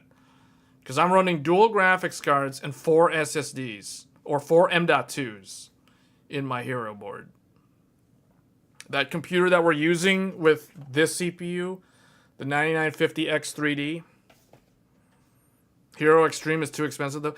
Yeah, I mean that's why really like this one. I mean the Strix-E, you could technically do all of these things as well. The only difference is the Strix-E doesn't have that X8. See, that's the thing. That is where Asus gets you with the Crosshair as the flagship brand. Crosshair is the true flagship of Asus. Because this is the one that has everything. Like, you need dual graphics cards. Oh, and you also want 4 M.2s. You gotta go Crosshair. All 3 Crosshairs can do this.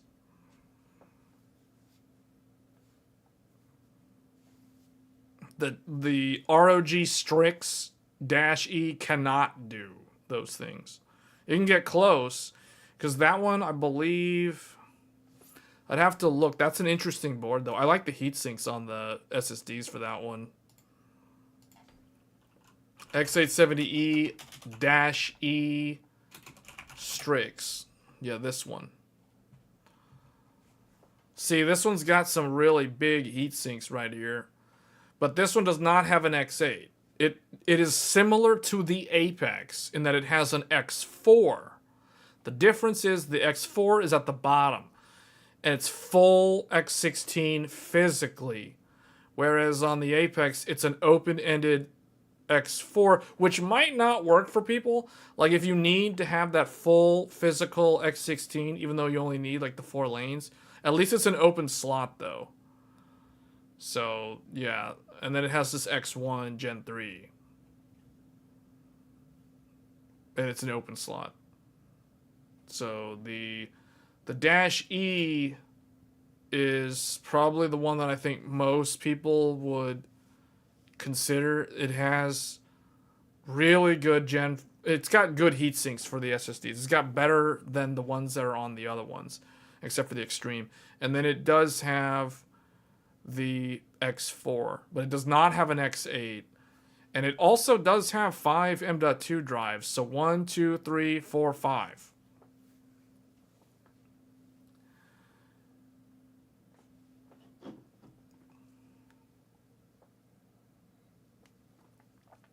If you break your USB 3 headers on the motherboard. Yeah, but there's a lot of them. Oh, you mean the headers. Oh.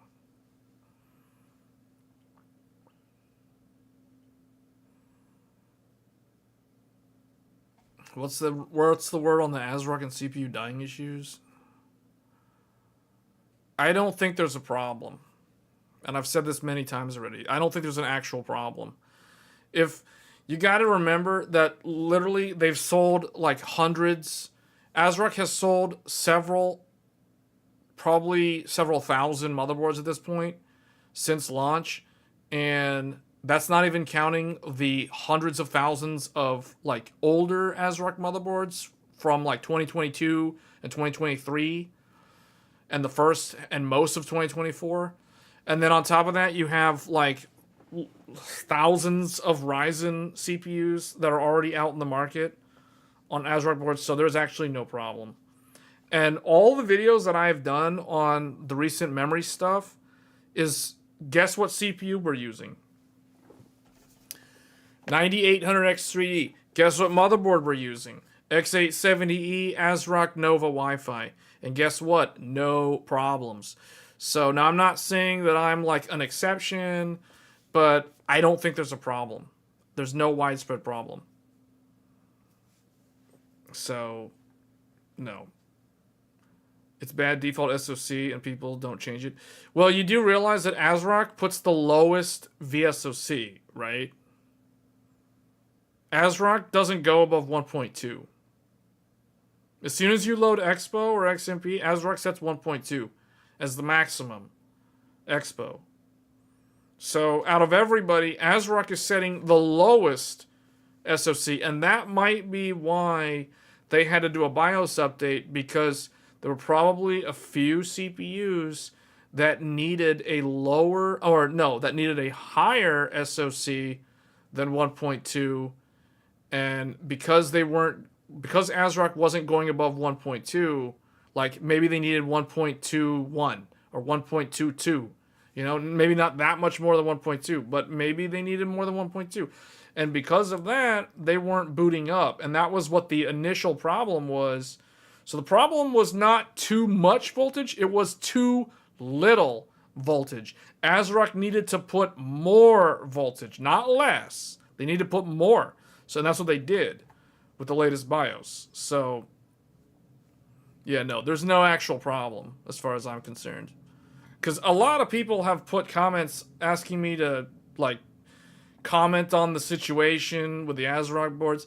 And I'll say it again on stream, there's no issue. There's no widespread problem with ASRock motherboards. So I can tell you, we did a build with an X670E ASRock Steel Legend. X670E Steel Legend. So I have this motherboard. I still have the motherboard. Now, it's not in one of the main PCs that I use currently, but I built a computer with this motherboard with an Ryzen 9 7950X3D, and never had any problems. Currently, this motherboard is paired up with a 7800X3D, and again, no problems. The other motherboard that I have that is an ASRock based board is the X870E Nova. So this is the current test bench computer that I use, and we're going to continue using this motherboard as the test bench computer. And this one, I use this. In fact, the upcoming video on the channel will feature the Nova. It'll have two motherboards in it, but this is going to be the other motherboard with a 9800X3D. And I'm going to keep the 9800X3D in this board, and it's not going anywhere. So no matter what. So, yeah, no, there's no problem. So as far as I'm concerned, there's no issue.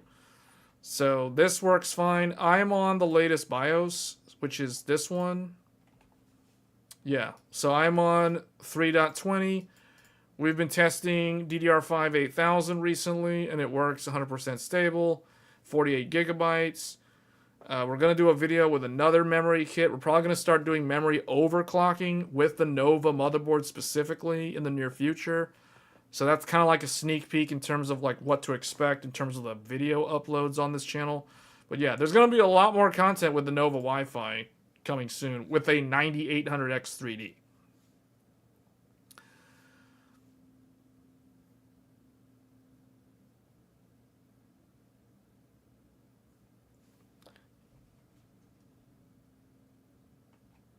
So, the main thing that you should just do is be on the latest BIOS and let it be auto. Some CPUs need more than 1.2. I used to recommend 1.2, but I don't recommend it anymore because some CPUs need more than 1.2 to run stable.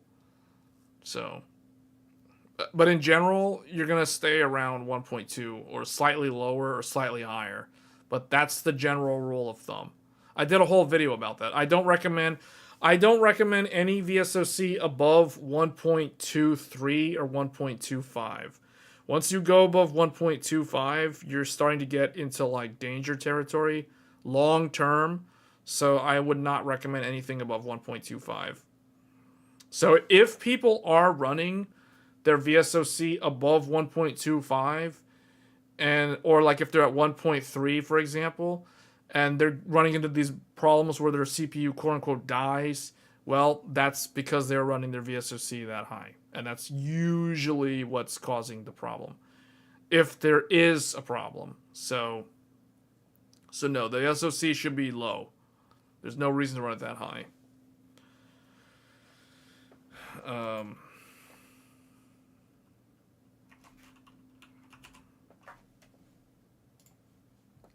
Let's see. Yeah, 1.2 is what ASRock sets it to. Like, if you guys go watch my video that I did for the 192 gigabytes on the Nova, you'll see the VSOC that it sets, and it's setting 1.2 volts on VSOC. So no, it's definitely not a BIOS problem. It's not a voltage problem. But again, I don't know what people are doing with their systems. I have a feeling people who are just running everything on auto are obviously not going to experience any issue because they're probably not doing any sort of extreme overclock in the first place. So they're probably just running their typical CL32 DDR5-6000 and completely oblivious to all this stuff about, oh, CPUs are dying, when in reality they're probably dying in very specific isolated incidents due to somebody running 1.3 VSOC for a long period of time, or there is contamination on one of the pins, or it's user error. It's one of those three things.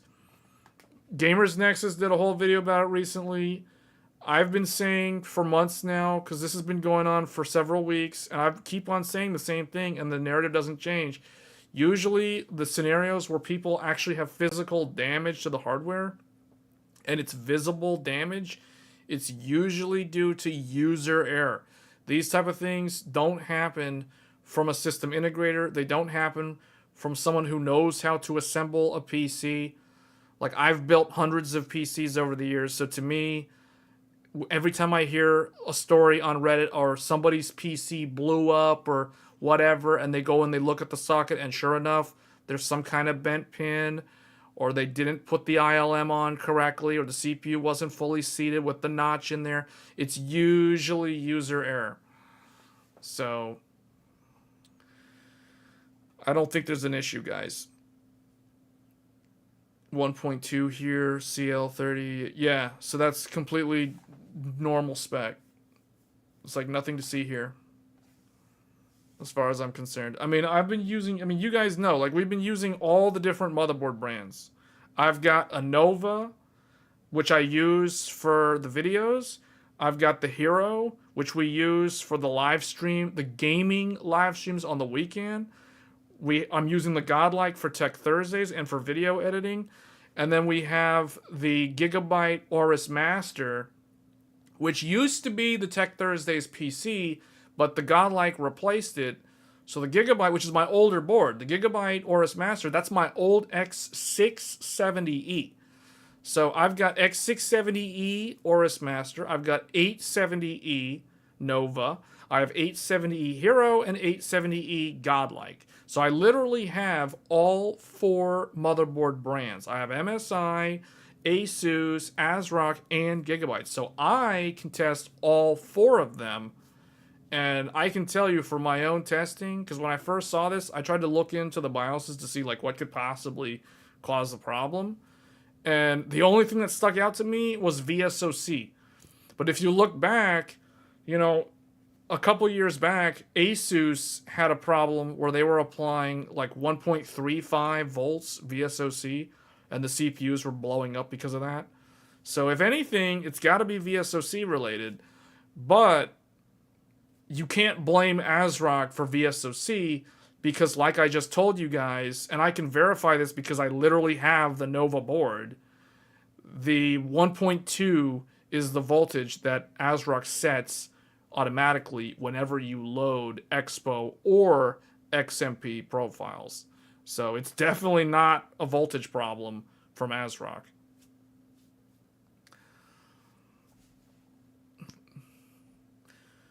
But what I can tell you guys, like, because I have access to all four brands, the ones that are the best at 4 sticks of dual rank are ASRock and Gigabyte. ASRock and Gigabyte are the best ones if you want 192 gigabytes or 128 gigabytes or soon 256 gigabytes of system RAM.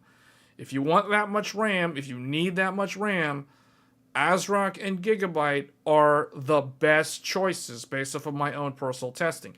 Let's put it this way. There's a reason why there's no video on this channel showing 192 gigabytes on an Asus Hero, because it doesn't work unless you want to run at JEDEC 4800. But if you want to see enthusiast class speeds with that much RAM, you're not going to see that on an Asus motherboard, at least not with the current BIOSes that exist, including the latest BIOS. Because I wasted 2 hours last weekend trying to get that working, and it didn't work. And so that's why Asus is not recommended if you need high density RAM and you need, like, you know, capacity and you want speed.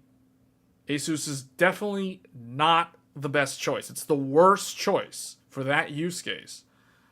Your Godlike board has more... the Godlike can do it. I have a video showing how to do that with the Godlike. But think about it like this. The Godlike is over $1,000. So it's like, do you want to spend over $1,000 to get 192 gigs of RAM running at 6,000? Or would you rather spend $350 to achieve the exact same result? See, that's the reason why I'm recommending ASRock and Gigabyte. Because with MSI, you have to spend a lot of money to guarantee that it works. So it's like, okay, if you don't have a problem spending a ton of money on a motherboard, then by all means, you can go MSI and it'll work. But not the lower end boards. It's got to be the higher end boards. But Asus doesn't really matter. You can spend $700 on a Hero and it's not going to work. So that's why we're not recommending them. At least not for that use case. But on the flip side of that, if you want high speed, like you don't care about 192, 128 gigs, you just want your RAM to go fast for gaming, then yeah, then Asus is really, really good for 2 sticks of RAM because Asus has NitroPath. And NitroPath is meant for when you're using 2 sticks of memory. It has no effect when you're running 4 sticks of RAM. So yeah, there's different use cases. So the point that I'm making, at the end of the day, all 4 motherboard brands are relevant for different reasons, for different use cases. So understanding the primary way that you're going to use your computer, that is how you should decide what sort of motherboard you get if you're building a computer. So, because all of them are different, all of them have different layouts. Some of them have, you know, an X8, some of them don't. Some of them have 5 SSD slots. Some of them have backplates. I think, at the very least, I would recommend, at minimum, you buy a motherboard that has a postcode debug. I don't recommend any motherboard that doesn't have a postcode debug. Just because there's already been a whole bunch of people that have been putting comments on videos saying that they tried what I was doing in the video, but they can't get it to work. And then when they list their motherboard, it's always a motherboard that doesn't have a postcode debug. So when I read the comment, I'm always thinking, Like, did this individual wait long enough for the memory training? Do they even know what to look for? They don't have a code 15, so they have no idea what is happening because they don't have a postcode debug. So it's hard to understand like what is actually happening when they don't have basic diagnostic visibility. So it's like there's not really much I can do to help them in that regard, except it's like, clear CMOS and try again or whatever, or just let it go for like 30 minutes and come back and see what happens. Because it's tough when you don't have visibility. It's hard to troubleshoot when you have basic little LEDs that have no real, they don't give you any information like what's actually happening. So, yeah, anyway. So I guess that's a good place to end the stream. I don't know. What do you guys think? Like, I think this channel has done a lot of content on dense DDR5. So, like, 4 sticks, dual rank, worst case scenario, what to expect. I don't think there's a lot of other tech resources out there that have done what I've done when it comes to DDR5.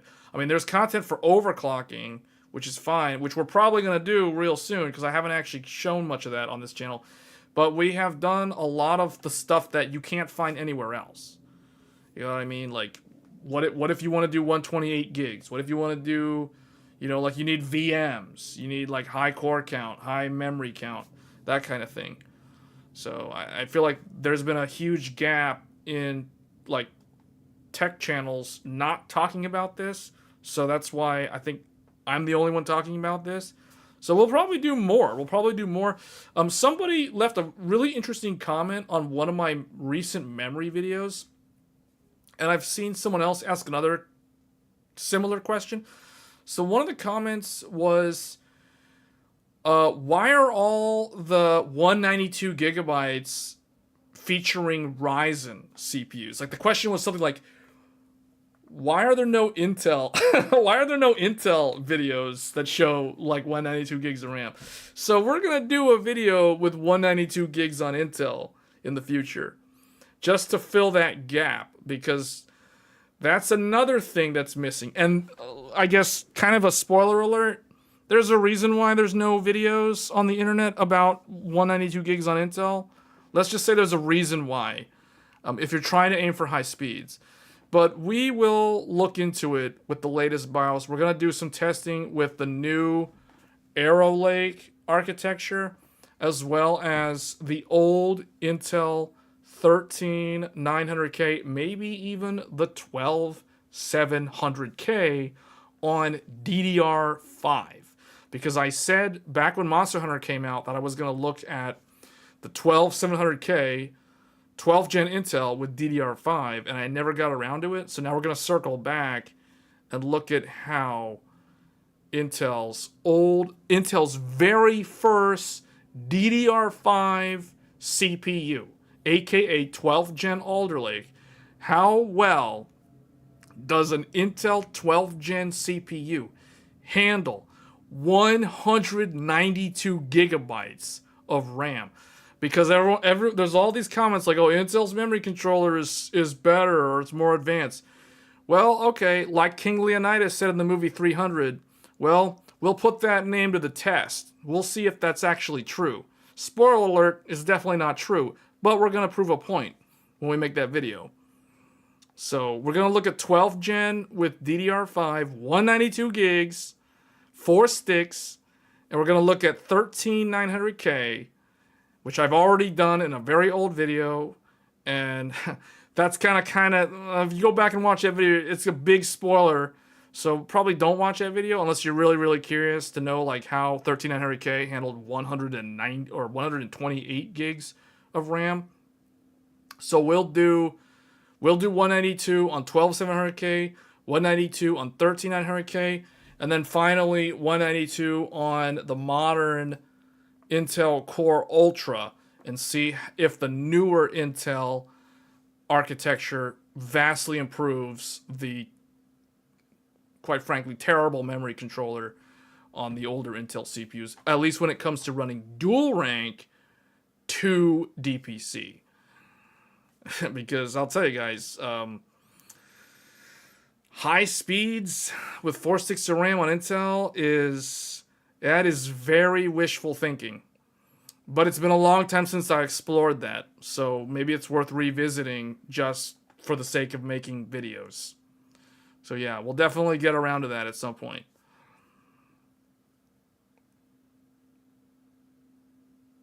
Intel lowered CPU prices. Yeah, I guess they have. I think that's more because they're getting pressure from AIBs and SIs because they're having trouble. They're not moving through the channel as fast as they are expected to compared to previous generation stuff. But, you know, Raptor Lake is... I don't know how well Raptor Lake is selling. What I can tell you is Raptor Lake does sell more than Intel Core Ultra. But I don't know why someone... I guess, okay, the only reason why someone would buy Raptor Lake in 2025 over Arrow Lake is probably because it's cheaper. Like, they can find a good deal on a motherboard. Maybe that's the reason. Or they're doing a drop-in socket upgrade. Like, let's say someone is on a 12th gen Intel, like a Core i5 12600K. They could upgrade all the way to a 14900K and keep the exact same motherboard. So it's like maybe that's the reason why someone would do an upgrade. And that's a pretty decent upgrade doing that. So yeah, that's probably the reason. So you can't really do that with the Core Ultra. And then there's all these rumors that LGA 1851 is a dead socket, and Intel's moving to LGA, I think 1954, if I'm not mistaken, is the next socket.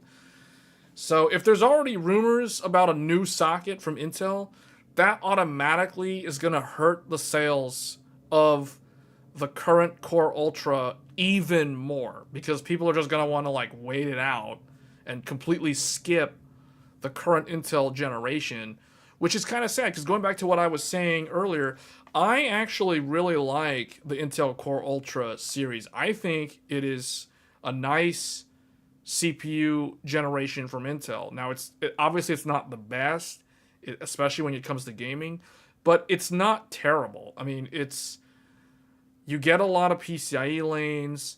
You get the potential, if you want to buy a $1,000 Asus Maximus Extreme motherboard, you can get Thunderbolt 5 connectivity. This is something that you cannot do on AMD and you cannot do on Intel's Raptor Lake. So you get the latest and greatest features. You also gain access to CUDIM DDR5, which we looked at in a video recently on this channel. So I like Arrow Lake because it is on the bleeding edge of technology. You get a dedicated AI processing unit on the die. Yes, it wastes precious die space for a useless AI processor that isn't even Microsoft Copilot Plus certified. So there's that. And you can overclock the AI processor for what it's worth. But none of the AI applications actually use the NPU. All of them automatically will either default to your discrete graphics card, or you can force them to run on the integrated graphics of the Intel CPU, which again is not the AI processor.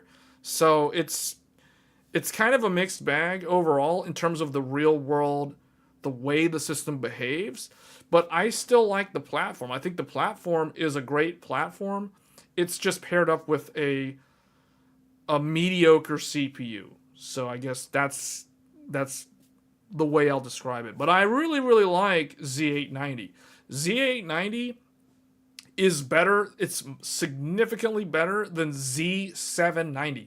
It solves all the problems that Z790 had, especially when it came to the dreaded lane sharing. Because Z790, as soon as if you wanted to install a Gen 5 SSD or any SSD in the primary M.2 slot, so like for example, if we go to my Z790 Aorus Master, so if we go, this is my Z790 motherboard, And we talked about this many times back in the days of Raptor Lake.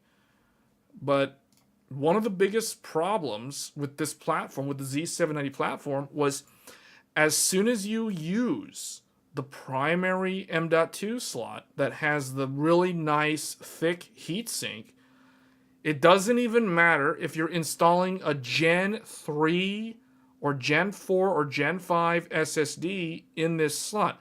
The moment you install an NVMe, doesn't matter what speed, the moment you use this M.2 slot, your GPU is automatically cut to 8 lanes. This is an absolute certainty of every Z790 motherboard, meaning every Z790 motherboard had lane sharing with their Gen 5 primary SSD and their graphics card slot. This is what we call a limitation of the platform. So that was like the most glaring negative thing about Z790. So like me, the whole time I used this motherboard, I never ever used the top SSD slot. In fact, mine is pristine, brand new. It still has those plastic, a little plastic peel. You have to peel off to expose the thermal pad. Mine still has the plastic covers with the Gigabyte logo since 2022. I have never removed the plastic covering on the thermal pads of this M.2 heatsink, both the top and the bottom. So I've only ever used the M.2 slots underneath the graphics card over here to avoid the dreaded GPU lane sharing. So that was the biggest drawback of Z790 compared to AMD's X670E, which gave you 2 Gen 5 SSDs with no lane sharing. Intel gave you 1 Gen 5 SSD with mandatory lane sharing by comparison. So in terms of platform superiority, AMD's X670E was objectively superior to Intel's Z790, like in a side-by-side comparison, just strictly on platform capability and like flexibility with lane allocation. But that changed with Z890, because with Z890, Intel added 4 dedicated lanes so they avoid the dreaded GPU lane sharing. So meaning you can install a Gen 5 SSD on any of the primary slots of a Z890 motherboard. So for example, if we go to my Z890 board, Z890 Maximus Hero. So this is my Z890 motherboard. So I can use this top SSD slot with any M.2, and my GPU is still running at full X16 lanes. Intel remedied that glaring flaw or that glaring limitation that existed throughout Z790's lifespan. And it's worth mentioning Z690 did not have this limitation. This is only a limitation that existed on Z790. So Z890 corrected that limitation. And on top of that, it also integrated Thunderbolt 4 into the Intel Core Ultra CPU. So you no longer needed a dedicated add-in card or a dedicated Thunderbolt controller chipset physically soldered on the motherboard to provide Thunderbolt 4 or USB 4 functionality.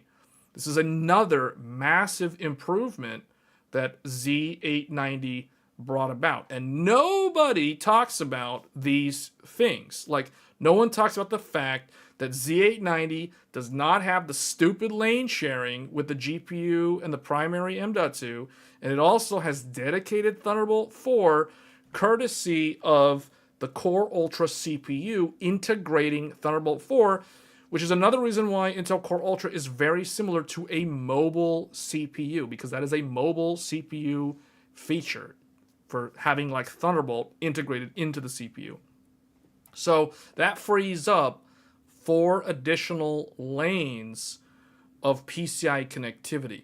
So that is the reason why Z890 is a pretty flexible platform, all things considered. This is a very nice platform from Intel. It has a good number of lanes. It has none of that stupid lane sharing like Z790. And it has native Thunderbolt 4, which isn't a huge deal anymore because USB 4 and Thunderbolt 4 are basically the same thing.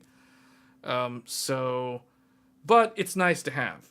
So overall, you know, like as a platform, Z890 is a solid platform, and it is a competitive platform. Like I will say, like the 9950X has a pretty strong rival with the Intel Core Ultra 285K. The problem is AMD has the X3D. The X3D basically stomp all over Intel's Core Ultra when it comes to gaming performance. And that's the reason why the Intel Core Ultra is kind of obsolete.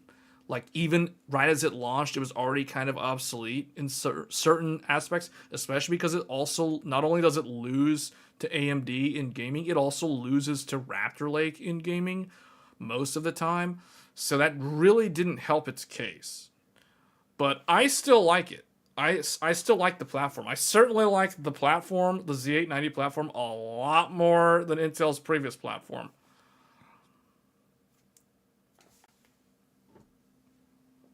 Yes, your X670E Hero has Intel's Thunderbolt 4 controller. But see, that's what I'm saying. So with the new Z890, there is no need for an Intel, for this motherboard to have that Thunderbolt controller because it's integrated into the Arrow Lake CPU. It exists in the CPU.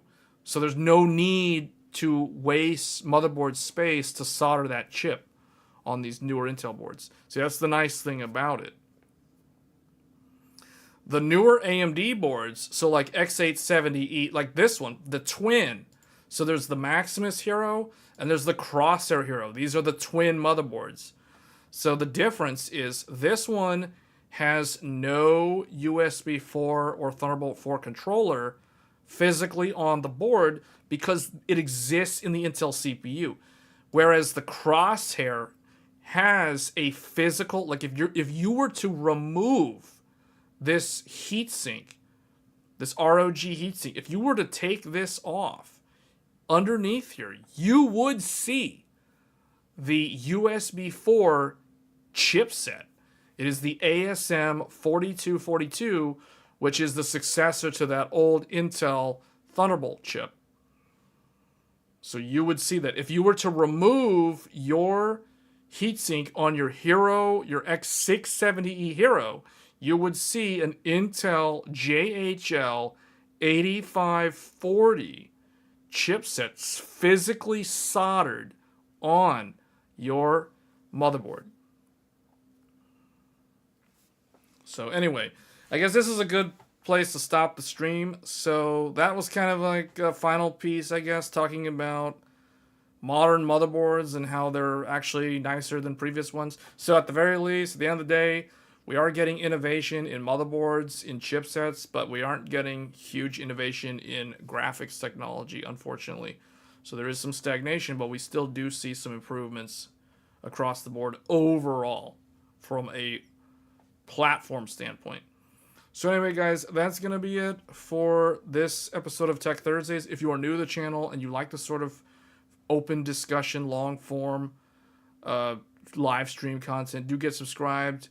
We do these live streams every Thursdays. Hit the bell icon so you know when I go live. Sometimes we go earlier, like we started an hour earlier today, because I'm going to try to get some rest on the whole like tooth situation, get that figured out tomorrow, and hopefully it's nothing super serious. Otherwise, we will do a weekend live stream. Typically, we try to do one per weekend, a gaming-focused live stream. So stay tuned for that. I don't know what we'll be doing this weekend. It'll probably be either... it's probably going to be Expedition 33 post-game. So we'll probably be doing that. So tune into that. Like I said, hit the bell icon to know when I go live so you can tune in and catch the stream or just hang out with the chat and discuss all things PC DIY. And with that said, I'm going to go ahead and get out of here. Thank you all for tuning in, and I will see you guys on the next episode of Tech Thursdays. Until then, take care, and I'll see you then. Thanks.